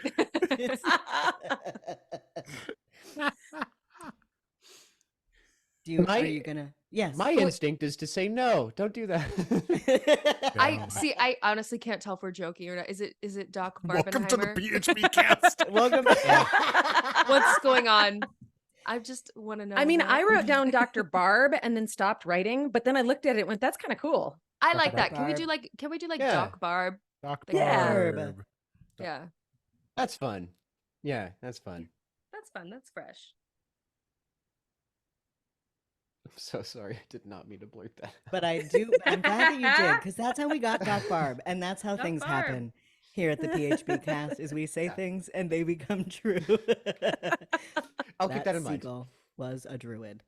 I wanna, Sorry. Um, Whoa. I really deep cut. screamed there. Yeah. Okay. What was Doc Barb's impact on us? Obviously, she was a very influential figure, but like, what was like? Is there like a specific memory or a piece of advice, or like, what was the gel? What got? And the fool doesn't have to be the one to answer this question. So the rest of you now can chime in and add in your little details. Is it possible they reminded us of our grandma? Yes, it is Doc Barb. I'm gonna Doc cross out Dorothy. Eheimer. Stop. Yeah, reminded us of our grandma, definitely. Like sweet, but a bit of a hard ass. Yeah. Mhm. I like to I think that Doc Barb taught us how to make our point without being vicious. Mm. Yeah, Yeah. the grace of disagreement. Ooh. The ability to say, I think that you're wrong. This is why. I don't know. I've never been in debate before, but I also feel like there's kind of this thing that goes along with that sort of grace of disagreement that I don't know. I'm picturing a moment where she kind of sits us down after like a debate that we failed miserably Mm. because we got really heated about the disagreement itself. And she kind of sat us down and like just one-on-one, Doc Barb was like, kind of like gestured over to one of the students and said, you didn't convince them all. But that one, Derek, I think Derek changed his mind. And if Derek can change his mind, anybody can. That Something was like a that. big influence on the Hierophant, that moment right there. Hmm. I like that. In what way? Do you want to like expand on that a little? I'm Yeah, just curious. I mean, Yeah. just this idea that the power of language, that it doesn't have to be this sweeping thing, that it can also be a one-on-one, that you can convince people of things and win them over to beliefs and whatever, kind of one person at a time if you need to, and that might even be more effective. I love that. I think that is a really beautiful like impact on like the outside world affecting an aspect through the hero. I think that's really lovely. Mhm. One person. I also like the idea that she also taught us like you can leave it, like you can be misunderstood, Mm. Yeah. and like you don't have to prove yourself to everyone. Like it is okay if people walk away from a conversation and don't understand. So yeah, that like you can convince that one person. And it's also, okay like, if you walk away from a conversation and don't understand. Yeah. I mean, Yeah. right. we're kind of starting to get into just like my own personal soapbox. But yeah, I know. Yeah. That's the lovely thing about running a tabletop RPG podcast is that you can really just start sprinkling in your own personal It's philosophies and just be like, therapy. just a thought that I had. Oops. and I think it's totally okay to have blue hair, and and pronouns, And I agree. For those of you listening at home, James has blue hair. those looking at home, I have blue hair. Yes, Yeah. on the YouTube. Gorgeous. Okay, so I have this an additional NPC sheet, which I will place over here with Roderick, Doc Barb, who is still an influential member in our life. And we'll determine how old we are in the next step, but certainly somebody that we have kept in contact with that has probably been a source of counsel for us as we have like negotiated that skill. But that also means the Fool. You become the Throne of Cups. So I will place your Aha. aspect tarot card in the cups position. One moment. Yay. Dink. Okay. And then we'll write your aspect here on the hero sheet under cups. Right. Okay. And then beep, beep, beep, beep, beep. As the Throne of Cups, you receive gifts like the others to shape your aspect and the hero based on the themes of your throne suit. So you may do the following. You may mark a +1 to your cups suit stat. Kosher. Okay. Cool. And you may mark 8 bonds, 2 per aspect, with any NPC you believe is still significant to the hero today. So we have 2 NPCs on the table. We've got Roderick and we have Duck Barb. These bond markings sort of like act as a way for us to understand our attachment to this NPC. There are 2 levels. There's standard and then there's beloved. And the difference between the two seems fairly obvious, as one is standard and one is beloved. But we get just like a stronger connection and greater boons as we nourish our relationships with other people. So we have 8 bonds, 2 per aspect, with any NPC you believe is still significant to the hero today. Beep, beep, beep, beep, beep. So I'm going to grab these sheets. And then edit this. Nyx, these the Fool chooses where to place these bonds, or you each get 2. It's 2 for each aspect. Great. Yeah, for the ones that come out of character creation. Gorgeous. Okay, so each of you get 2 bonds to mark down on either Doc Barb or Roderick. And you can split the 2. You can put 2 in one. No, so to clarify, and I'll make this clear in the script too. So to clarify, cups, this is her gift. So Alina gets to decide as the Throne of Cups which one or both of these. Basically, they get to say, this is somebody that I think is still in our life, or they both are. And we just automatically plop 2 on each for anybody that Alina says yes to. Yeah. Does that make sense? It's a little bit of because in the course of gameplay, you would form these bonds more naturally. And so this is a way of since Roderick has been in our life for years at this point, it's a way of just kind of saying, this is probably an assumption of where we're at right now. And then as play continues, if we feel differently about Roderick, any one of us, then we can add or remove bonds for ourselves as we go. The Fool. Editing over. Where would you like to place these bonds? I think both Roderick and Doc Barb are still people we have in our lives today, as discussed. Yes. So I'm not like 100% clear, but do I describe or I delineate the attachment type? Nyx. You want me to jump in with that? Yeah, no. Yes, please. So the NPC cards, if we were sitting around the table, we would all have access to these. But since we're virtual, Bianca has the cards. Do you want to hold one of those up, Bianca? Yeah. So on the cards, there's a little thing that looks sort of like the suit stat box.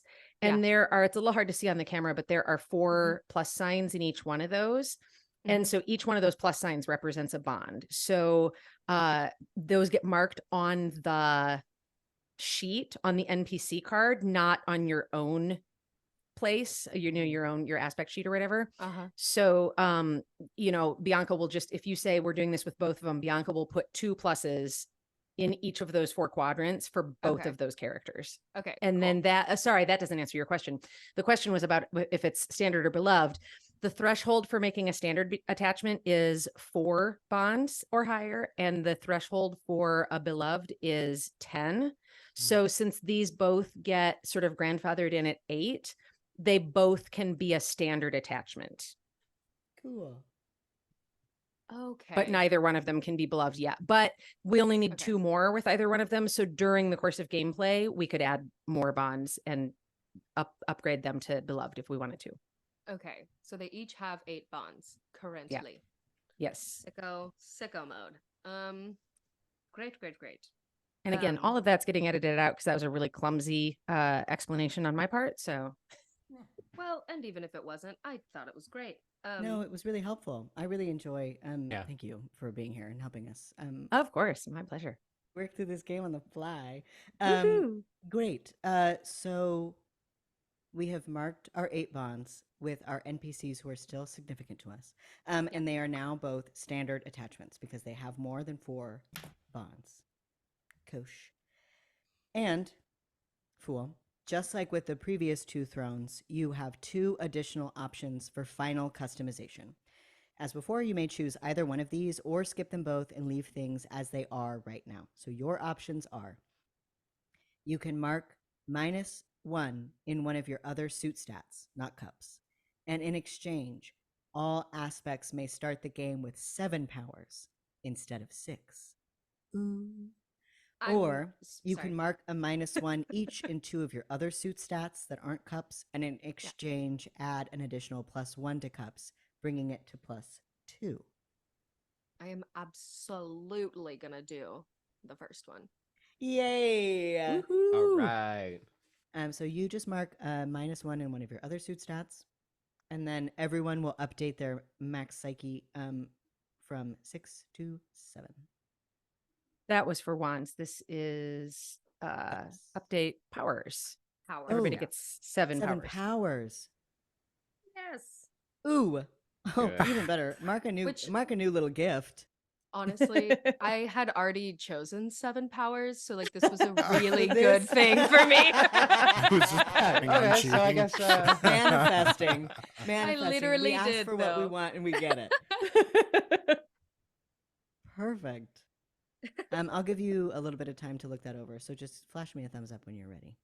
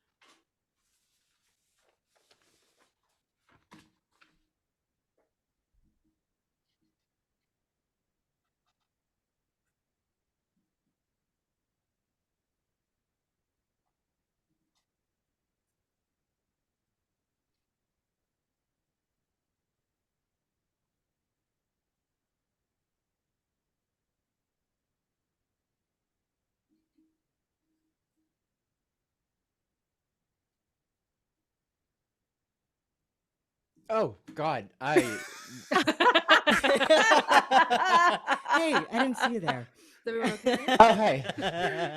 I am Gucci. I stopped doing a podcast and I was fully just reading about the magician. My God. So funny. James was like, all right, you guys got the rest of this, huh? Okay. Y'all have fun. But that is actually good because we are moving back to the aspects. So, in addition to the relationships growing between the hero and other people, there are now relationships taking shape between the 4 of you. Now that you understand the natures and agendas of your fellow aspects, look over your sibling relationship questions and fill in any you know to be true. Fill in the name of the aspect best described by each sentence, and note that some of the questions also have an either or option where you circle one choice. You don't have to complete them all, but try to choose at least 3, one for each of your siblings. I'll give you a few moments to do that, and then we'll share them, and then we'll move on to our final step.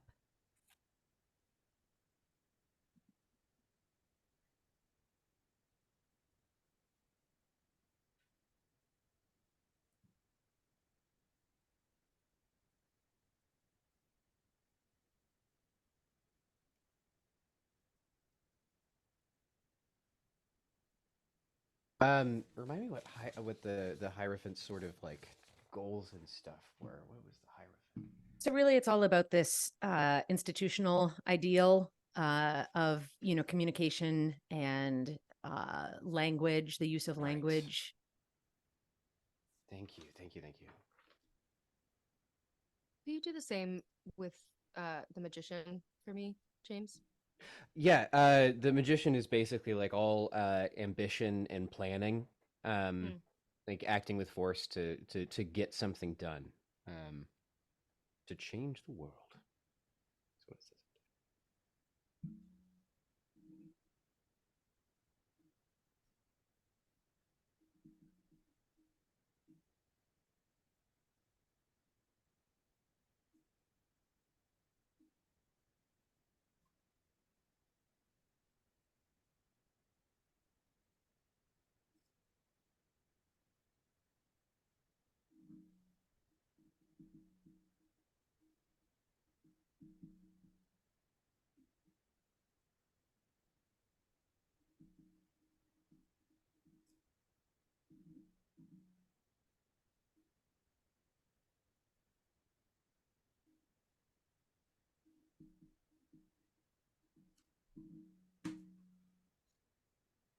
Cast.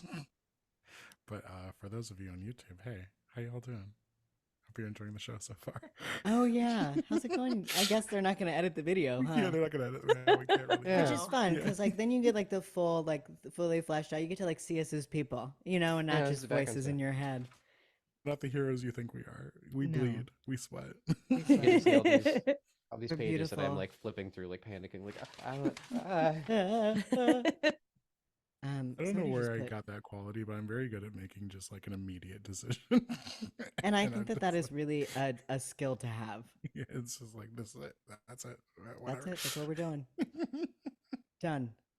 It's a really good skill to have, except if you're like a bad standardized test taker in school, and you're Oh. just sort of like, well, that's the answer. Move on. Well, That's the answer. keep on going. Also, it's like, Jules, why is your ACT score so low? It's I was like, oh, I don't know. It felt right. Yeah, in my heart, I thought that was the answer. I just based it on no logic or fact.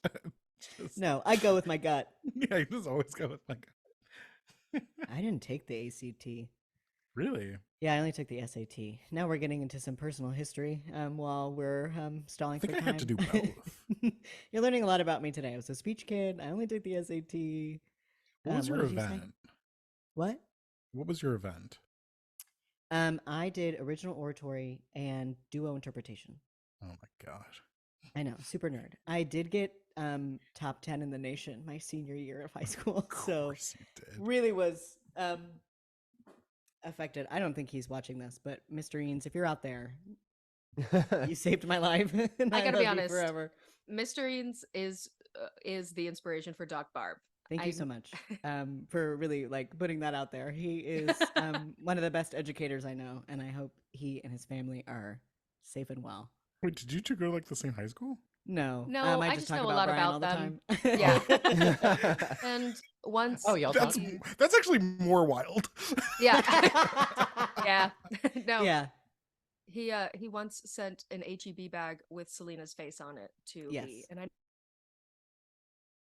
Which is really sweet. She's our queen. Anyway, how are we doing? Anybody need more time? Okay. Comes I to guess it. not.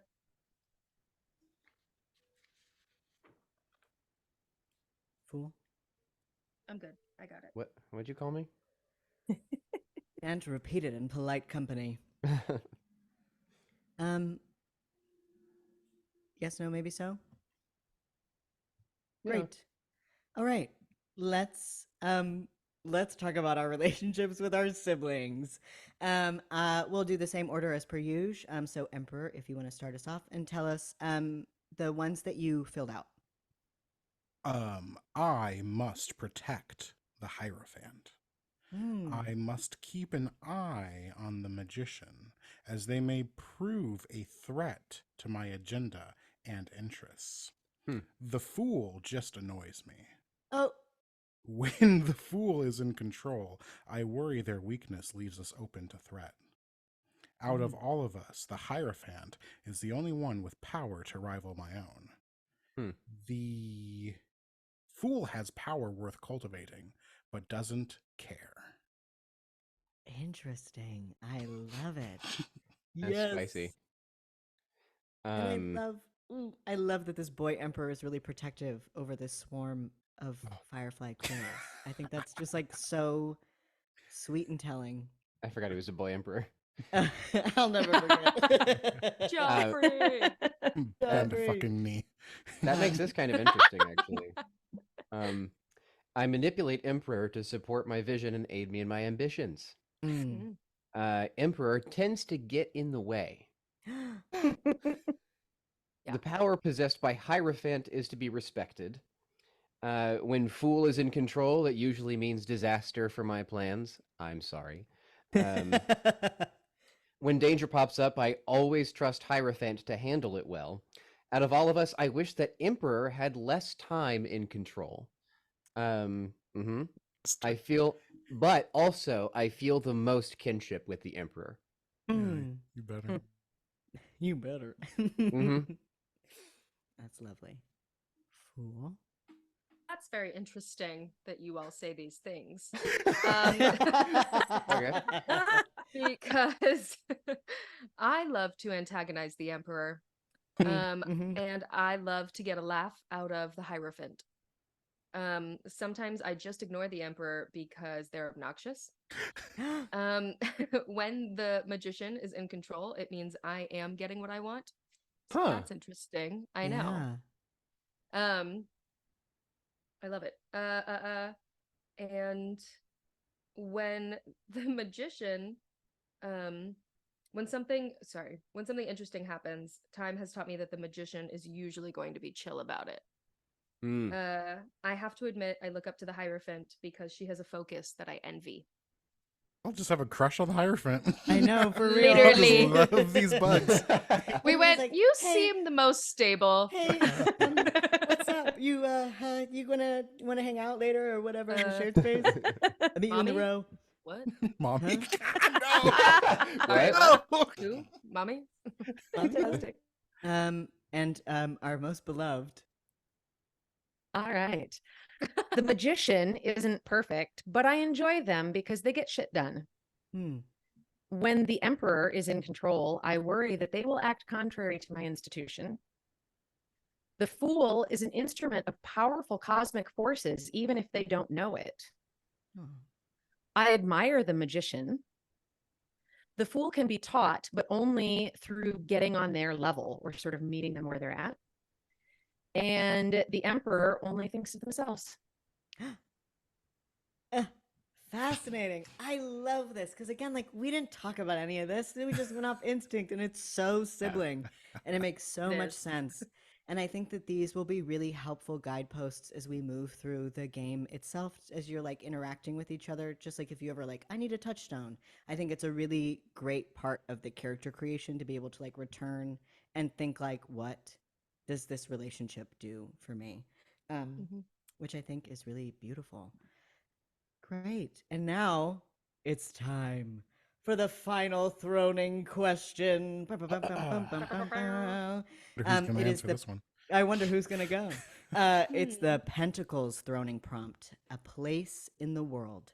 Oh, right in the pentacles. I'm sorry. Come on. Sorry. No. It's getting late. Sorry. It's getting late. Okay. You watch the sunset on our Windows YouTube. You know what's going on. Okay. YouTube. Once again, we will tell a story about the hero's place in the world. There is only one of you left, so Emperor, you will tell this story and become the Throne of Pentacles. Pentacles is the suit of our usefulness to the world and our place within it, of material possessions, vocation, work ethic, and worth.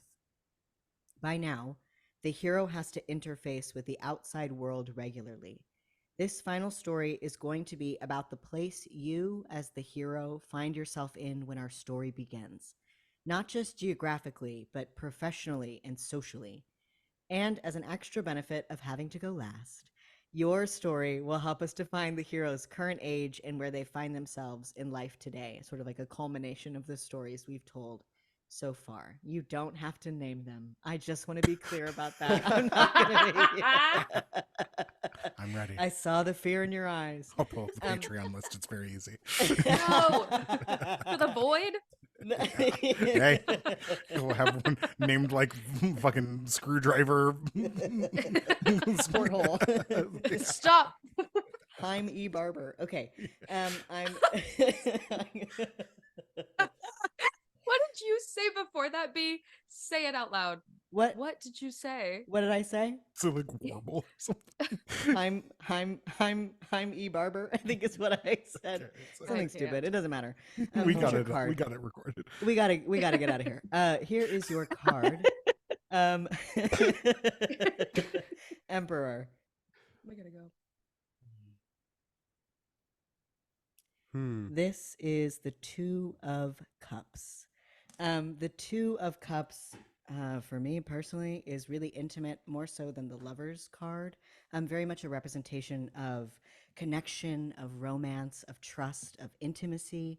A toast of love is sort of like the image. These two people coming together, embracing one another. The lion above them indicating strength, the patience it took to get to this moment of culmination. So with this in mind, where is the hero at in life today? How old are we? Where did we end up? And what are we doing? Oh yeah. Okay, cool. So I think kind of a culmination of all the things we were talking about, they find themselves, I think, like fresh, either maybe we can decide this as a team, fresh out of college or like just starting grad school or something. And I think they have found themselves kind of at the center of almost like a think tank sort of situation, right? They're like going into, they're starting something like poli-sci, something like really kind of I think that would naturally lead from debate to something like that. Studying just like how to work with other people, world like politics, maybe even a little sociology, things like that. And they've like kind of cultivated a tight group, including Roderick, of like people that they can kind of intimately like exchange ideas and debate with. And from that, I think, they are like working on several like papers, they have like draft of like a book that they're working on, all of this like kind of exchange of ideas. And I think that has led to like a kind of like a not like really defined intimacy with Roderick, but like definitely their brains ever since that time on the playground just kind of work on the same wavelength, like where the hero sort of lacks, Roderick has, and they kind of fit together in that way. I love that. You never know, a chance meeting at the park could turn into an intimate connection with somebody who has the same brain. Happens as all you. the time. Okay, yeah, you're right, I guess. Look at all the friends that we made. Okay, so sort of going off that, does anyone have any strong ideas about like fresh out of college, starting grad school, like where we are in our education? Are we taking a gap year? Yeah, I'm almost like imagining like kind of like a off-campus house full of young people that think they're all going to be like president and they're all going to change the world. Yeah. Yeah, I like the grad school vibe. Me too.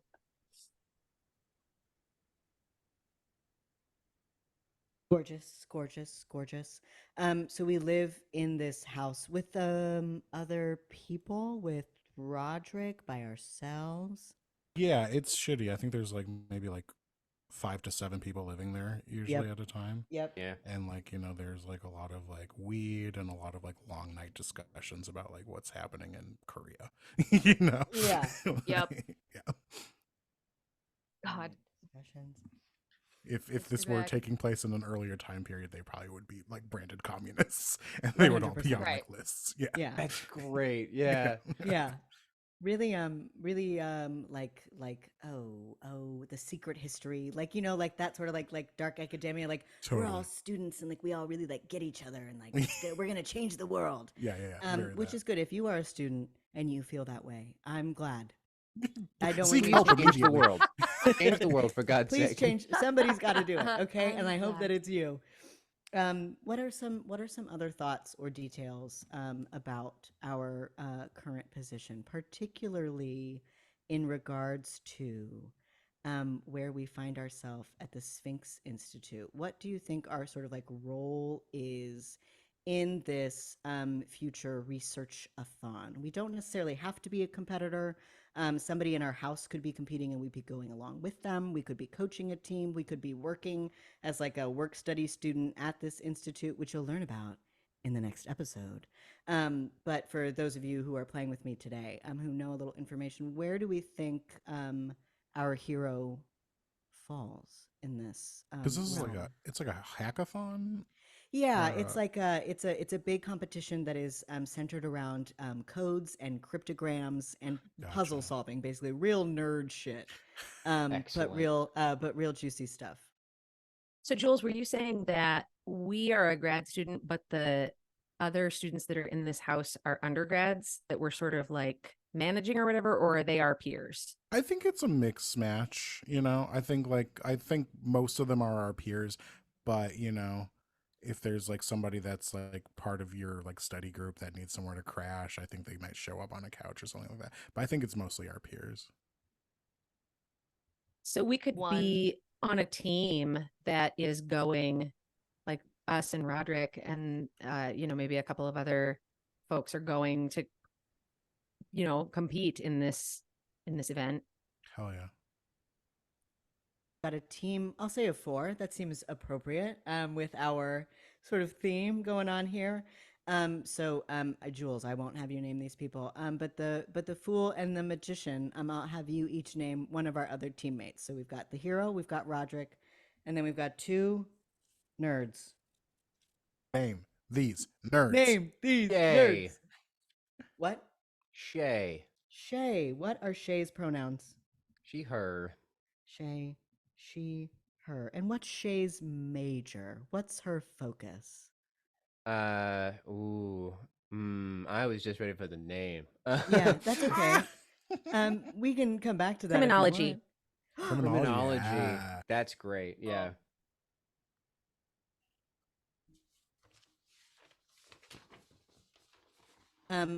Fool, one more name. Let's do I don't know why this is so hard for me right now. Eileen.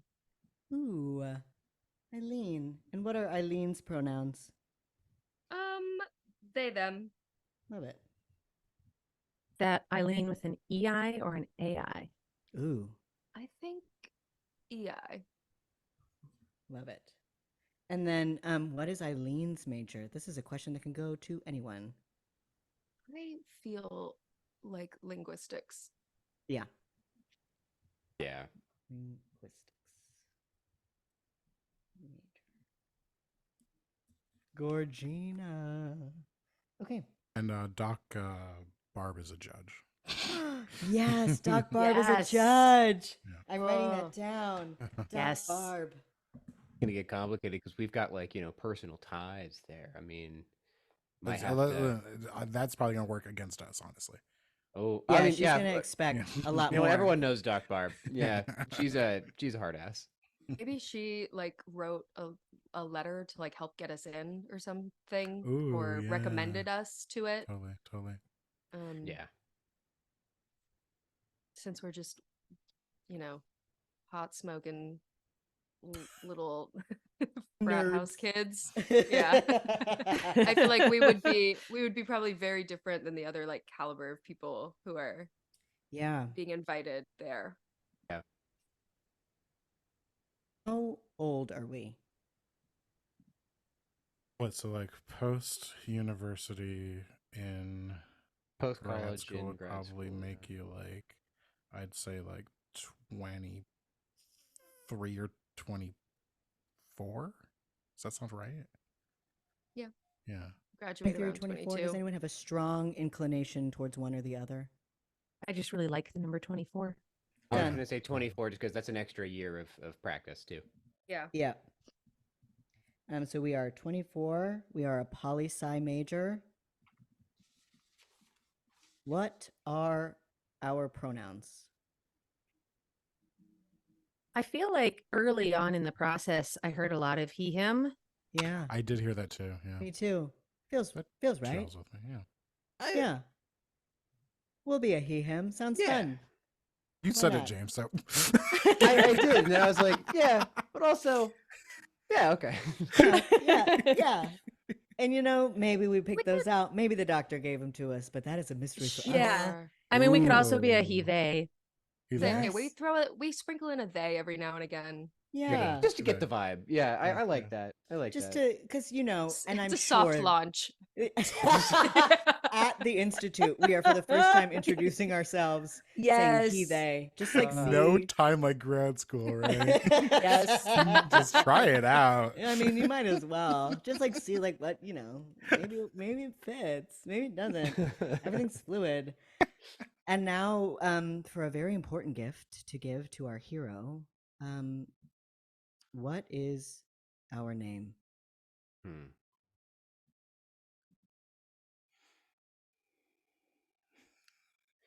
There's a lot of pressure on this But one. if someone I- else Wait, has a each thought, of us say a name. Say a letter. So I'm gonna say. I'm Wait. gonna start. F. Okay, so I was gonna say Carlisle, and now I'm thinking Farlisle. Farlisle. Yeah. No. Or car life. Carlisle. Okay, Actually, I really like Carlisle is Carlisle. such a nerdy name. I do like Carlisle Carlisle. is. I do like it a lot. I like Carlisle because it also gives Car us the for option. short. Car for short, or Carly, or Carl. Like we get the options to get the Yeah, they in yeah. there if we want. And Lyle, you know. Or Lyle. Lyle's great. Yeah, we could go back. Yeah, we Ooh. ask for it, but nobody Ooh. goes. Nobody says Lyle. Nobody does it. No, Yeah. Patrick is like, I'm not doing that. And also, when he was growing up, he had to keep saying like, "No, I'm not a vampire." I know it sounds like a vampire name. It's It's just not a vampire. I haven't even seen those movies. But we Um, call him Ricky, right? Oh, And he yeah, hates Roderick. it. Yeah. Yeah. Oh, yeah. We call him Ricky. Or Are we the only Hot ones Rod. allowed to call him Ricky? I think so. I agree. only because we So- didn't give up. Yeah, Yeah, are only we really everyone allowed? else is too scared. honestly. Okay, only one to call him that. Ricky. Gorgeous. We have a little bit left. Mostly for our beloved emperor, you are now the throne of pentacles.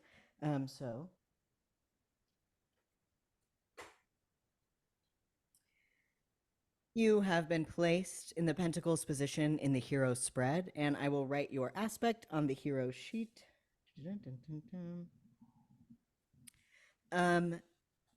Just like the others, the gift of your throne will let you make some final decisions based on your story to shape yourself and the hero. So, as the Throne of Pentacles, you may do the following: mark +1 to your Pentacles suit stat. Gorge. And then you did this on instinct, which means that you are the Throne of Pentacles through and through. Designate the hero's vocation and age at the top of the story and mark them on the hero sheet. You Nice. did it. Hey, there you go. And like Pentacles the others. the vibe of Pentacles is, you said, hold on. Oh, yeah. Usefulness to the world and our place within it, material possessions, vocation, work ethic, and worth. What if can I change my nature? Is that allowed, or is it too late for that? No, go for it. Yeah. Because I feel like force isn't giving Pentacles. Sorry, I totally stepped in on your parade No, there. I looked to you, Bee, and but like, I'm sure you yes. felt my energy being like, Can we? Yeah, I mean, when you're playing this, any of the stuff, the relationships between the aspects, anything about your appearance, I mean, even collectively our shared space, any of that stuff can change and ebb and flow as we change and ebb and flow. Yeah. Yeah, so I think at one point in our life, my aspect was like my nature was force. But I think as we've like kind of matured, I'm going to change to brilliance. Ooh. Ooh. You Aw. learned difficult skills to defend yourself when the time comes. I think that Nice. feels a little more pentacle-y, maybe. Mhm. Cool. Sorry, you were saying other things. No, this is juicy and important, and I'm glad that we said that. Like the others, I will present you now with 2 additional options for further customizing your aspect and the hero. Your options are: you may mark a -1 in one of your other suit stats, not pentacles, and in exchange, add a modifier to your vocation, such as famous, expert, lauded, wealthy, etc. So whenever our vocation bonus is applied, so if we're ever doing a test where being a poli-sci major would help us, we would gain +2 instead of +1 to reflect the connections, resources, expertise, etc. Gotcha. Or you can mark -1 each in 2 of your other suit stats, not pentacles, and in exchange add an additional +1 to pentacles, bringing it to +2. And our vocation is poli-sci major, is that? Yes, unless we want to like specify a little more, like I don't know if we want to do like our work study job, but I see. up to you as the Throne of Pentacles. You said this thing earlier about the think tank thing, and I like yeah. that too. This idea Yeah. that maybe that's sort of on the track that we're pointed at. Yeah, Yeah, maybe like- like a connected or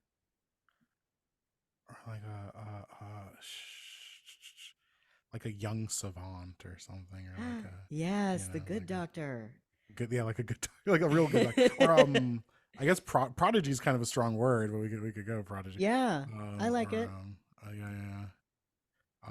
I just like just don't see poli-sci being immediately useful in this quest, especially since I know, only you vaguely never know. I only Negotiation, vaguely you know what it never is. know when you're gonna need a poli-sci. You know what I mean? Maybe you're right. You maybe don't you're right. know, but Or young academic even, or like something like that. Yeah. Yeah. I'll do that one when we nail down the vocation. Cool. That sounds fine with me. I'm writing down Oh. prodigy. Yeah, fuck yeah. Yeah, we're a Okay. prodigy. I think Yeah, we are. I think the Emperor would Heck push yeah. for that distinction. Yeah. Absolutely. With brilliance, 100%. I think Okay. I will take the -2 cups because that sounds a little sweet, like nurturing and harmony and empathy. Yeah. Probably not something I'm great at. Great. Okay. We are at the end of our creation. Whoop, whoop. How do we feel? I know. Woohoo! We went on a whole trip. We made a person. And then we I made know. 4 little voices that live inside that person. Look at this human. We just gave birth. We just gave birth. Aww. Thanks for I need being a here nap. for the birth of our baby. Okay. Everyone be Wow. kind to yourself. My Okay. body will Easy. never be the same. Ain't that the truth? Wonderful. Well, we have reached the end of today's episode. So I normally would be like, and that's where we'll stop. But we're not in the middle of Are action. you mocking me? No, I would never. I think it's a really cool thing that you get to say, and I'm really excited to get to say it. But Same later here. when it's appropriate. That is where we will draw our creation to a close. That's better. Um, That's better. I know, thank you. With all the elegance and grace of our predecessors, who kept the seat very warm for us, thank you. Speaking of our predecessors, Joolz, if folks want to find information about us, the PHB Cast, where can they go? Totally. And of course, my computer just froze. You can find us. No, please, God, please. Please, I wrote this all down. Please, I just need to see No, it. please, I swear I did my homework. I swear I did it. I beg of you, just let me see the Well, PDF. it seems pretty convenient, Joolz. No, please. No, I crying, let me see the PDF is sorry, so it's- real. I'm so close, Dad. I'm so close. You can find us online like all of your other favorite podcasts. We're on Spotify, we're on Apple, iTunes, Player, Sound, all the good ones, all the greatest hits. You can find us there. If you want to get in touch with us socially, you can check us out on our website, thephbcast.com, where you can drop us a little email, a little message. You can also find us on maybe Twitter, perhaps Yes. another at website. The PHB Cast, yes. Yeah, or X. I don't know what they're calling it these X, days. yeah. By the time the this artist premieres, formerly known as Twitter. whatever real. Twitter might be, we are the PHB Cast on Twitter. Hopefully. On Instagram, we're the pod has been cast, and we have a Patreon where you can find us at the pod has been cast as well. Speaking of patrons, I'm going to take a really quick trip. That was the sounds of my feet. Oh, sorry, sir. I gotta hurry up and get to the hall. Oh, patrons! God, it's been so long. It's been so long since we did the hall of patrons. Welcome. This is my private space, and it's filled with nude statues of all of my favorite Patreon subscribers. I'm talking about people. We got some newbies. This is the thing. B, you don't know this. We got a couple new ones, and I gotta really make them stand out. So the first one is Ryan Furbach. I really hope I'm saying that right. Ryan has joined us. My former roommate, my Turtle Club best friend. Well, I can't say that because there are other people in the Turtle Club and they'll hate me. But my one of my best friends from the Turtle Club, Nick Narcissi, has joined the Hall of Patron. It looks like Kieran. Kieran has joined the hall. No last name, like Madonna. Love it. Kieran, welcome to the hall. Excellent. Sajan Abraham has joined the Hall of Patrons. That's 4 new subscribers. Listen, it's been a long time since we recorded a podcast, okay? So some of you might have been here for a while, but now we recognize you, we celebrate you, we love you. And you're joining the ranks of folks like Omar A, Emily B, Luca, Eric Payne, Desmond, Universe Warren, Daly, Jonathan Yatsky, Arlo Howard, Adrian, the bad boy of the internet, Olives, Todd Allworm, Michael Sepcott, Matt Hunter, Sam Weissman Holler, Zach Schley, Zachary S. Zimbal, Time Turner, Aaron Silic, David Moreland, Thomas Boeing, Sarah Witherington, and Elijah Sloan. I gotta scroll up on the Hall of Patrons. That's never happened before. Sarah Harrison, Jerica Hookie, Hannah Beeler, Zelda S, Rhea Strong, Nick Bromley, and my big brother Juan. We're back, folks. We're back, baby. Nice Thank you, work. Patreon. Patreon members are getting exclusive access to bonus content when we can do it. Listen, it's hard out here. But when we do bonus content, that's where it's going to be. So you want to join the Patreon at any level of donation you can. We have multiple tiers to be soft on your wallet but heavy on your heart. Oh, what? We love Keep our that in. Patreon members. We're putting that on our good. And with that, I think I'm kicking it over to Nyx to tell us a little bit about where we can find more information on Divination, the system we are playing for this arc. I'm supposed to follow that. Go for it. You can find us at divinationrpg.com. That is our website where you can learn more about the game. You can download playable materials. The game is still technically in preview status. We will be crowdfunding later this year, but you can get a fully playable version of the game on our website now. We are on various socials at Divination RPG. I would say Instagram is probably the safest one to follow us because, as Joolz pointed out, Twitter X, whatever that hellscape is now. I mean, we technically have one of those. We technically have a Facebook. Follow us on Instagram. Yeah. We also have a Rockin' Discord community, which you can get access to through our website. So go there and find out about that if you want to come play Divination with us. I've taken the mic and I'm not giving it back to Ben because I've we're been going to take a little usurped. stroll. I'm sorry, that's at the end of the episode. It's always mine. We're strolling down to the end of the lane to a little corner shop that I like to call James's Bodega. Oh, here we are. That's Hi. right. James How are you doing? Bodega.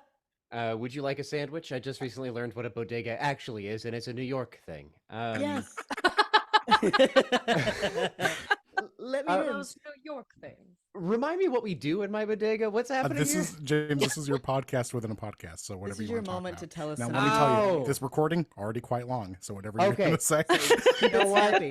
I'm not going to make it. I'm not going to put any thought into it. I am just going to say that genuinely, if you get the opportunity to check it out, Barbie and Oppenheimer are two very excellent movies. They work fairly well as a collective. Outside of the bit, outside of the joke, Yeah. they are very surprisingly good sister movies, and I have been forever changed. Yeah, that's all I got. It's not a fun bodega hey, this time. you don't Do you gotta- want yours with ham? No, it's fine. It's I'm longingly looking across the street to Robert's Corner. No, Which this is is good. great. I like the sandwich. All right. All right. Well, on Always, that please. note, get out of my house. All Damn. right. I'll see you later. Okay, bye. Bye. Bye.